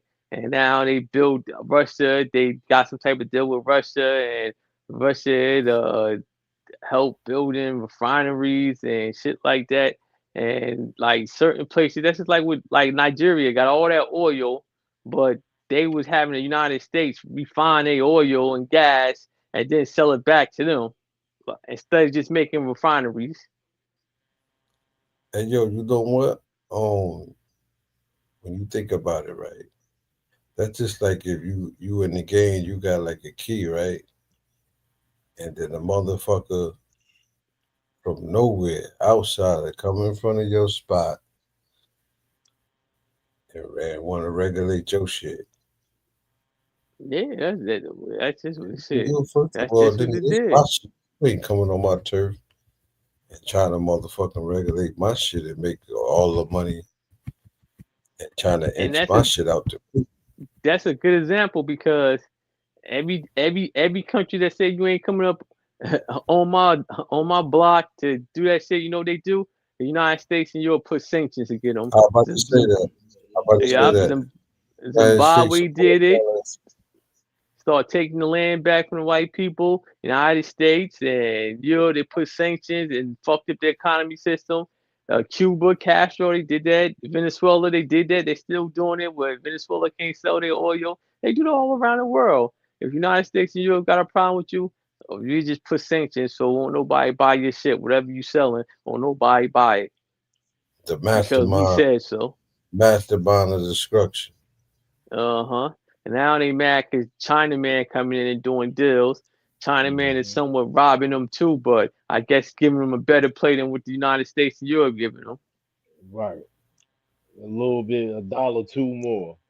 Yeah. And whereas United States and Europe is telling these African countries, oh, we're not gonna deal with you, or we're gonna put sanctions on you because you don't acknowledge gay marriage.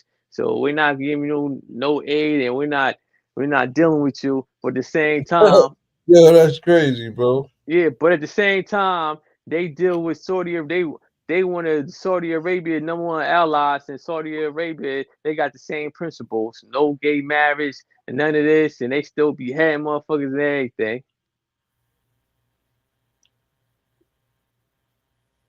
So they say China makes deals with no strings attached. China ain't giving no demands. They just negotiate business. Whereas with the United States and Europe, they want you to play by their rule book. Yo, where is Mansa Musa gold at, bro? Where all his jewelry at, bro? Ain't that's what we got tucked? What the chains and shit Ain't he that's what had? we got some of that tucked? Ain't that's part of what we got tucked away? We who? Our government. Ain't that's what they got? Ain't that's part of the gold that everybody like every country I got think tucked? Queen Elizabeth, what's her name? Oh, that just passed away a couple years Queen ago. Elizabeth? For sure, I yeah. think That's why I'm saying that. She got that shit spread out. You know she owns 60% of the land, man. that's crazy. That's her son that just stepped down too, right? No? Uh-huh. And you know what? Look, remember we were saying why he stepped down? Because old girl book came out. That's why he stepped down. Well, why would that? I'm trying to, Talk about his I was wife. trying to figure out. Nah, I the was trying to victim. figure out. I was trying to figure out why would he step down though? Like, what Because is he old girl afraid book of? came out. Okay, so if he wouldn't have stepped down, what would the penalty would have been greater if he did stay where he was at? No, I guess he still got money. Ain't nothing changed. He just can't use the title. No, they saying he still can. He's still labeled as a prince, but he can't be the duke. I think. Yeah, so yeah, I mean, so basically ain't nothing really changed. He just ain't using the title, just like the other son. Just like his nephew, the one that married that Megan, whatever her name is, that moved over here. I'm not familiar with. The one that married the black girl. Right. They moved to Cali, right? Yeah. He met a black girl. Yeah. Yeah. Trying to get a royalty back. And trying to give it What back. what was his name? What's it? Prince Prince Charles? No, not Prince Charles. Charles. Harry was it Prince Henry. the one with the red hair? It was Harry, right? Or I think Henry, Harry right? is. Look at him, That's, like when he moved over here, whatever, they was trying to strip him for his title for the longest, and then they finally said that him or her can't use the title. Well, I think she's They supposed to just be the nah. They Duchess. just want a normal life. They don't want no part of that shit no Yeah, more. yo, so now they wow. say like He Hey, said he that's want to live a regular life. hold up. Why? Because he dated a black woman? he married a black one. What you Yeah, he mean? married. They Why? got kids and They everything. got two kids. But that's why I don't not say.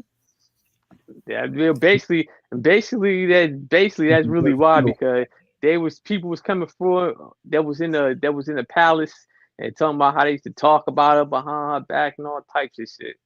But check this out though. But in all reality, all that shit belonged to her. Before them, it was motherfuckers that looked like her. You know what I'm saying? They foul, bro. And I really want to know why he stepped down. There's a guy over there right now, a black guy, saying that he's going to the parliament and he's telling them that all of them that's in the royal house need to step out because they bloodline is not real. They foreigners and they're not supposed to be on the throne. And he claimed that him and his people, he got direct paperwork that's linking them to the royal throne. Did you see that I posted up now said a couple days ago? Nah, I ain't see it. It's the dude, a black But dude from England. man, that nigga probably lying, because how the hell he gonna say he direct, man? That shit, so it's different from all these different countries that intermarry with each other. So he would have to pick. He would have to choose one particular bloodline. Let me act. He did. He's saying he's from I think it's Windsor or some shit.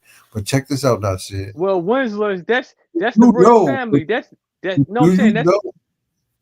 But that's Queen Elizabeth and them. That I think they was Winslow's, and then I think like in the '60s they changed their name to. I mean, they started calling themselves the Royal Family. They just took on that title, the Royal Family. But I think they was like really Winslow, whatever the fuck you call it. But do you know, Nasir, that, and we talk about 1000, 1100.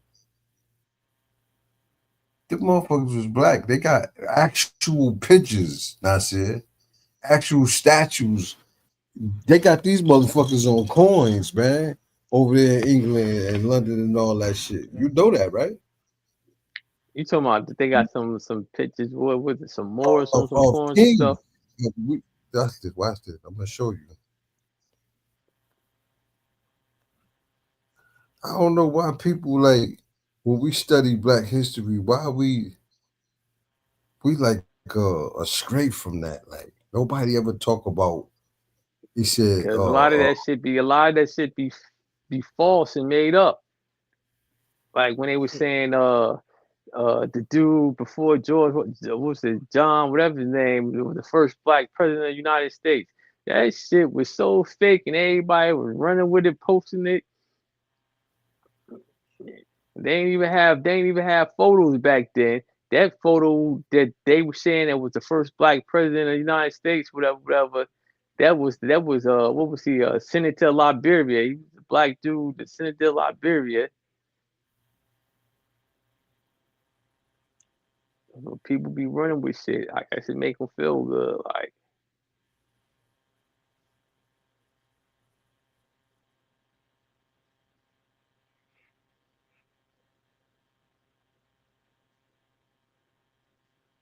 Britain. That's where a lot of them came from.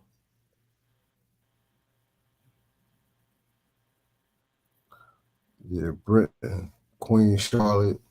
That always been like that's been like a lot of like they trying to dumb down on that, trying to say she wasn't black, oh but well, yeah, well they they know Queen Charlotte. They know she was a mulatto. She was mixed. yeah. They said her African bloodline is the British royal family. It's not common knowledge. Portraits of the Oh, queen they have lighten their been portraits up and everything. reduced to fiction of the black, was it Maggie? Until true art historians suggested that the definite African features of the paintings derived from actual subjects, not the minds of painters. In Queen Charlotte's era, slavery was prevalent and the anti-slavery campaign was growing. Portrait painters of the royal family were expected to play down or soften Queen Charlotte's African features. This is what they did, I said. Painters such as Sir Thomas Lawrence, who painted Queen Charlotte, same thing with Jesus, though. In the autumn of 1789, had the paintings rejected by the royal couple who were not happy with the representation of the likeness of the queen. Yeah, I think they sent the But you painting got to, off to get redone, right? yeah, they want to whiten it up. But you got to go to That was it. was It her was father. another. It was another. It was another. I had posted. It was another mixed lady of one of the royal families where they had whatchamacallit, they had painted over her. It was her and another lady, and she was a child, and they painted over. That's what they used to do. They used to paint over. They used to paint over people, and then when they was observing somebody who was observing the painting, noticed that somebody was painting out of it, and it was the lady who was a part of. I think her father, mother, somebody was mixed, but whoever came in power, they redid the painting and they painted over her like she was in there, and they had to call these special people in to undo the painting. I mean, to paint her back into it. And they were doing that shit in the United States too. It was a painting that somebody had discovered from Louisiana was a black boy in the painting with a white family. And they said most likely he was either a slave or somebody had fathered him, but they noticed like how the painting looked that they had painted the boy out the picture, and they just redid it a couple years back. They had to get this special artist and put some type of solution and redo the painting and to put them back in the picture. So back then, all they did was paint it over you, take So you if right you out the was, picture.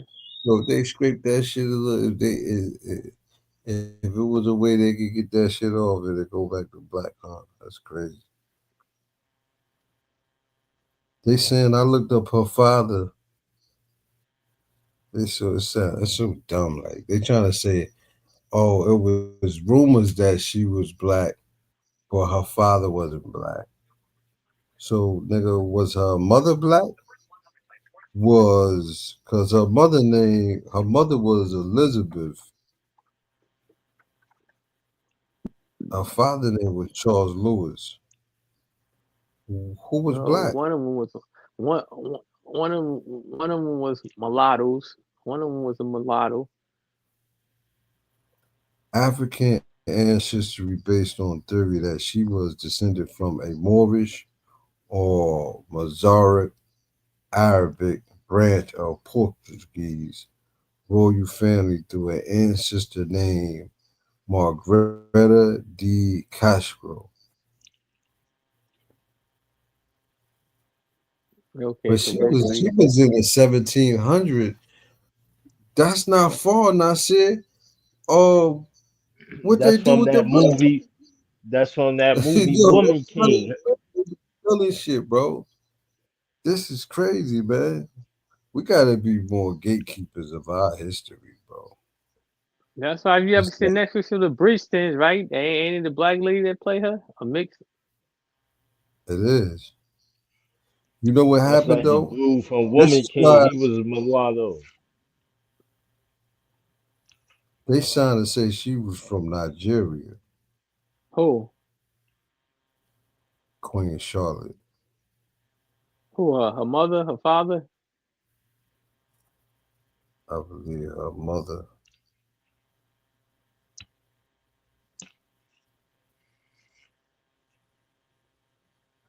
But this is like that's modern compared to all the motherfucking look at the coins.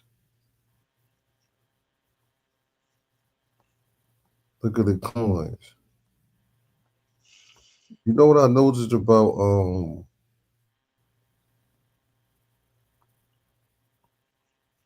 I know about AI. AI starting to lie and erase history too. Hmm. AI erasing a lot of history, bro. Like shit, I know for sure that I was taught. When you look it up, it'll say, "Nah, that's not true." They act like they never heard of that. You heard? That's what they trying to say about that movie with Mhm. Sinbad. Remember the movie with Sinbad? He played like Shazam or some shit like that. Yep. Yeah, they said that was not real. AI, I think AI saying that's not real. And we just see like an illusion to us or some shit.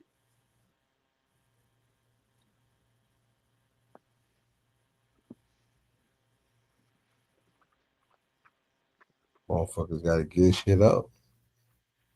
Motherfuckers that had to come up off that shit. You know what I'm saying? But that's what war for, and I said.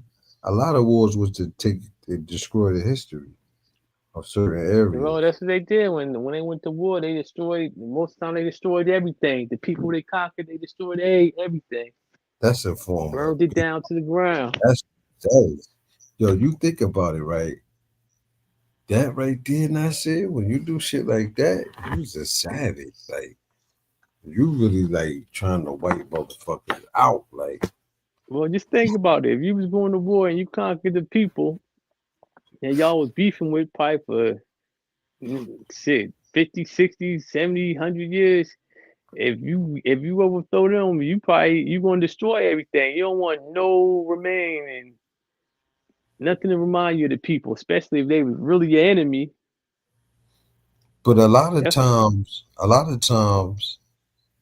these conquerors, they take over, they burn and pillage shit of people for no reason.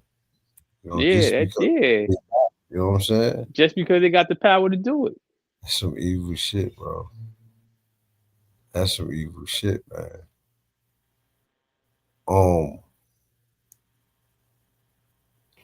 Let's get a little more to that. I'm trying to figure out when he passed away, when Mansa Musa passed away in 1337.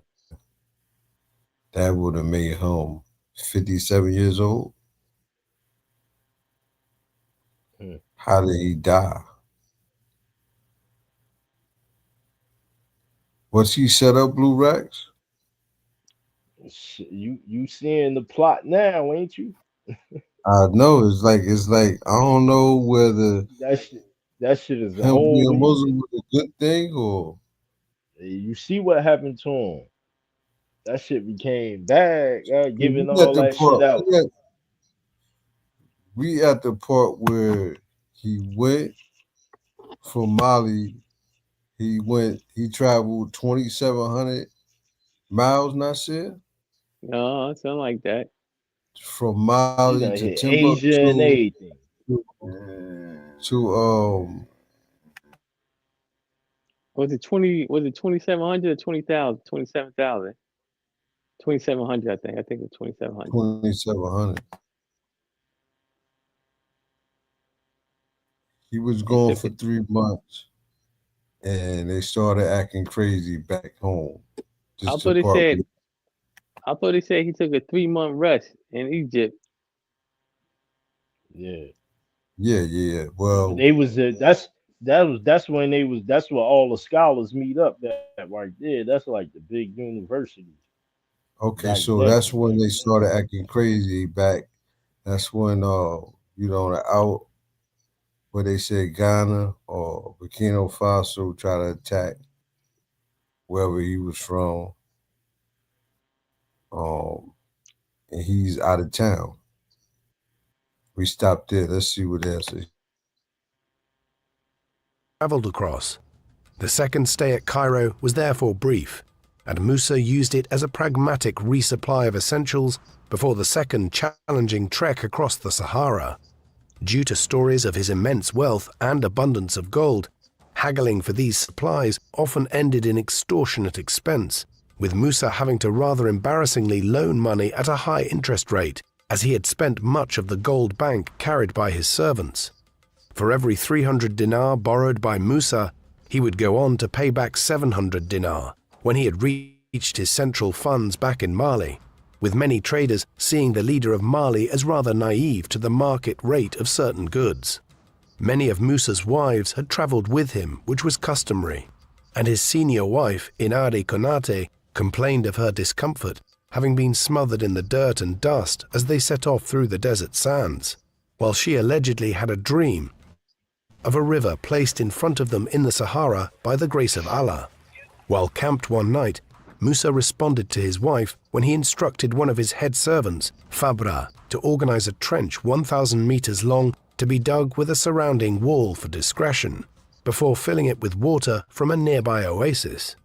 Using wood rubbed in hariti nut oil, a smooth channel kept the water in what resembled a river in the desert, much to the amazement when Inari woke along with her 500 women in waiting, who all went ahead and plunged into the water. Slowly, the caravan continued across the desert.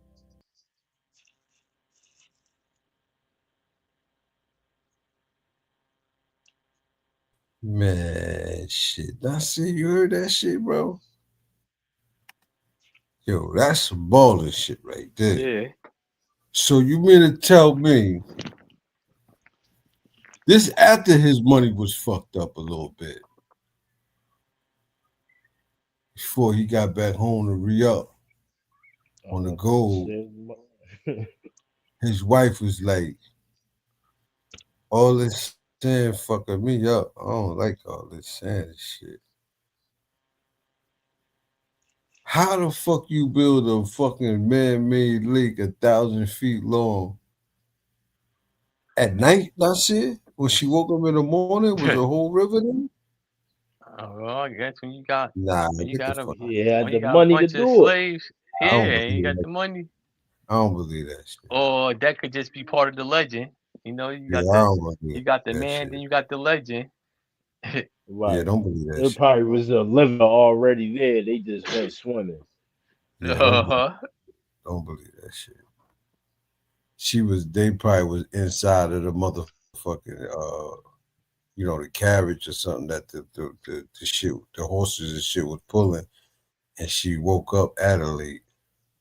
But Yeah, that shit right something there, how like the that. fuck you build No, 1,000 they feet did long? say they was by a dam and they made it like a dam. They made some shit. Oh, well, they It probably was broke the water dam. around. Yeah, it They was might have water broke the around, dam. so they No, made he some. said They he made a little pool for dug it. a ditch, nigga. You heard what they said? Yeah, A he thousand dug a feet little long. ditch. A Yeah, 1,000 feet long, nigga. Yeah, I mean 1,000 feet. That's like That's 10 that's a football. football yeah. field. That's So 10. He said they that's a probably football. saying they probably dug the little ditch and got the water from the dam to flow through that shit. Exactly, made some shit. It's crazy right there. I mean, because it was a dam, so it was already holding water back. So That's player shit right there, though. Yeah. One day in 1325, a messenger rode to Musa from the city of Gao and reported that of Musa's generals, General Sagmanja had captured Gao from the Songhai and was now ready to accept surrender of their other territories. Although prior to his pilgrimage, Musa's forces had led successful military campaigns, such as taking Walata and Tegaza salt mines. This recent victory by his general was the most sizable gain made to the borders of Mali. Although Musa did not accomplish this conquest in person, it was an indication of the strong position he had left Mali in when he departed on the Hajj that Sagmani was able to defeat the Songhai in this way. Other Don't that sound Chinese? the Songhai Empire, I think that was who was it? I think that was what's his name? Ali Ski Ski or something. That was another empire. I think Why his that name was sounds Ali so? something. Why that sounds so Chinese Asian? You know, but I think that didn't the Shanghai. Mali Empire become accounts didn't play some down the My bad.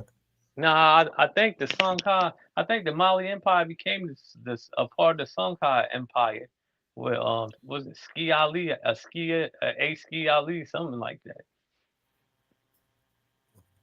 But Shanghai, that's in No, the China, song right? yeah that's in China. Oh, Shanghai.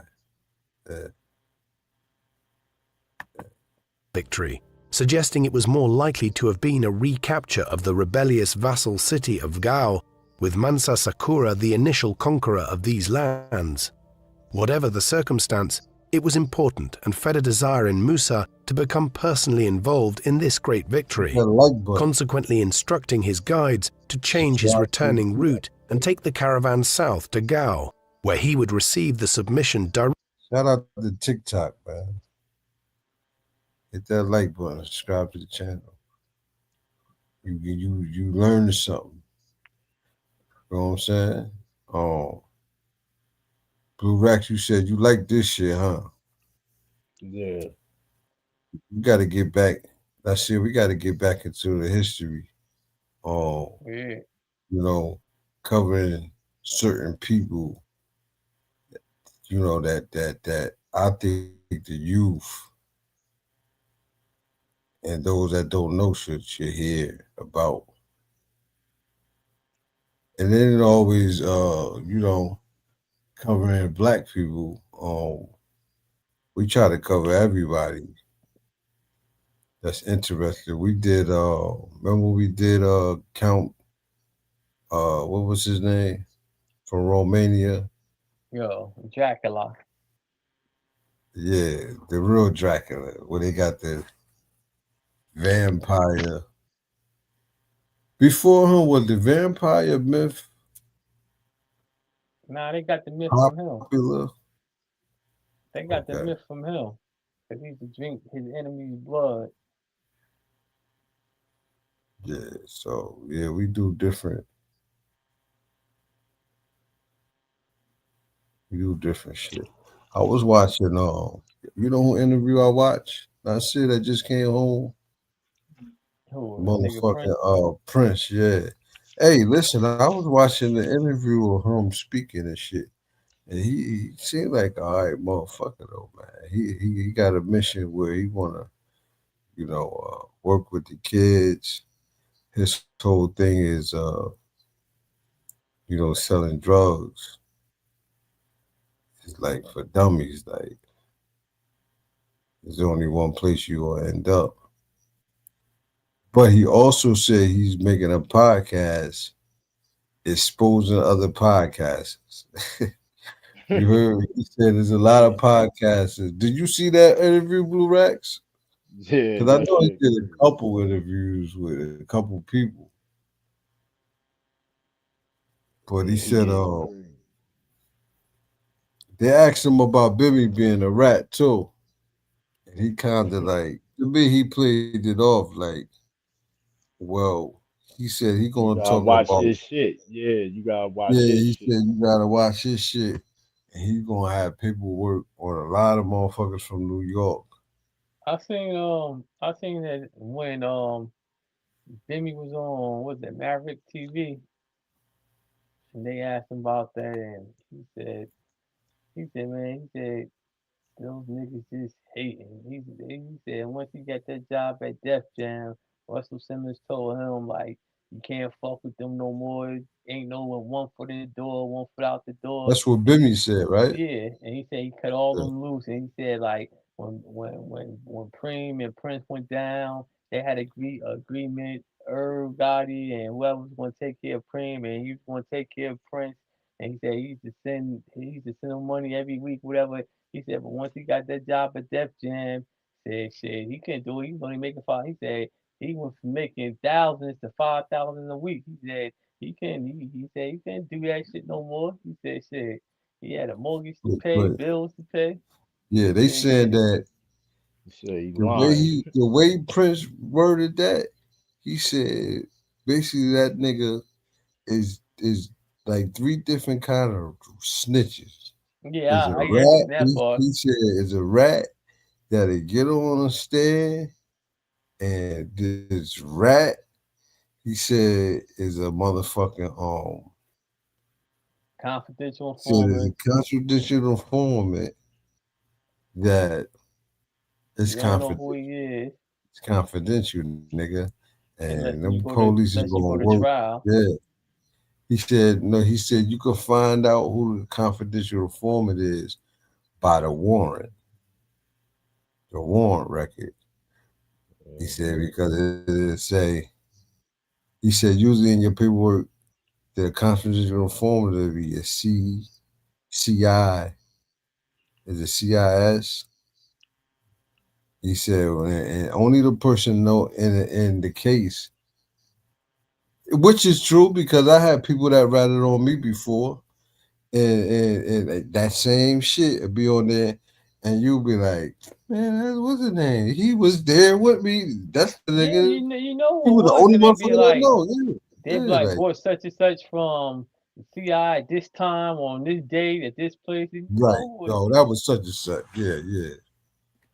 But he said they been said basically they been said though he said the whole Queens.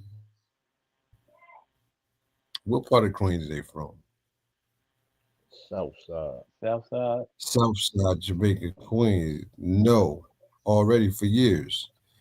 He said 20, 30 years ago, they've been put that out there. So those that know about the snitch shit.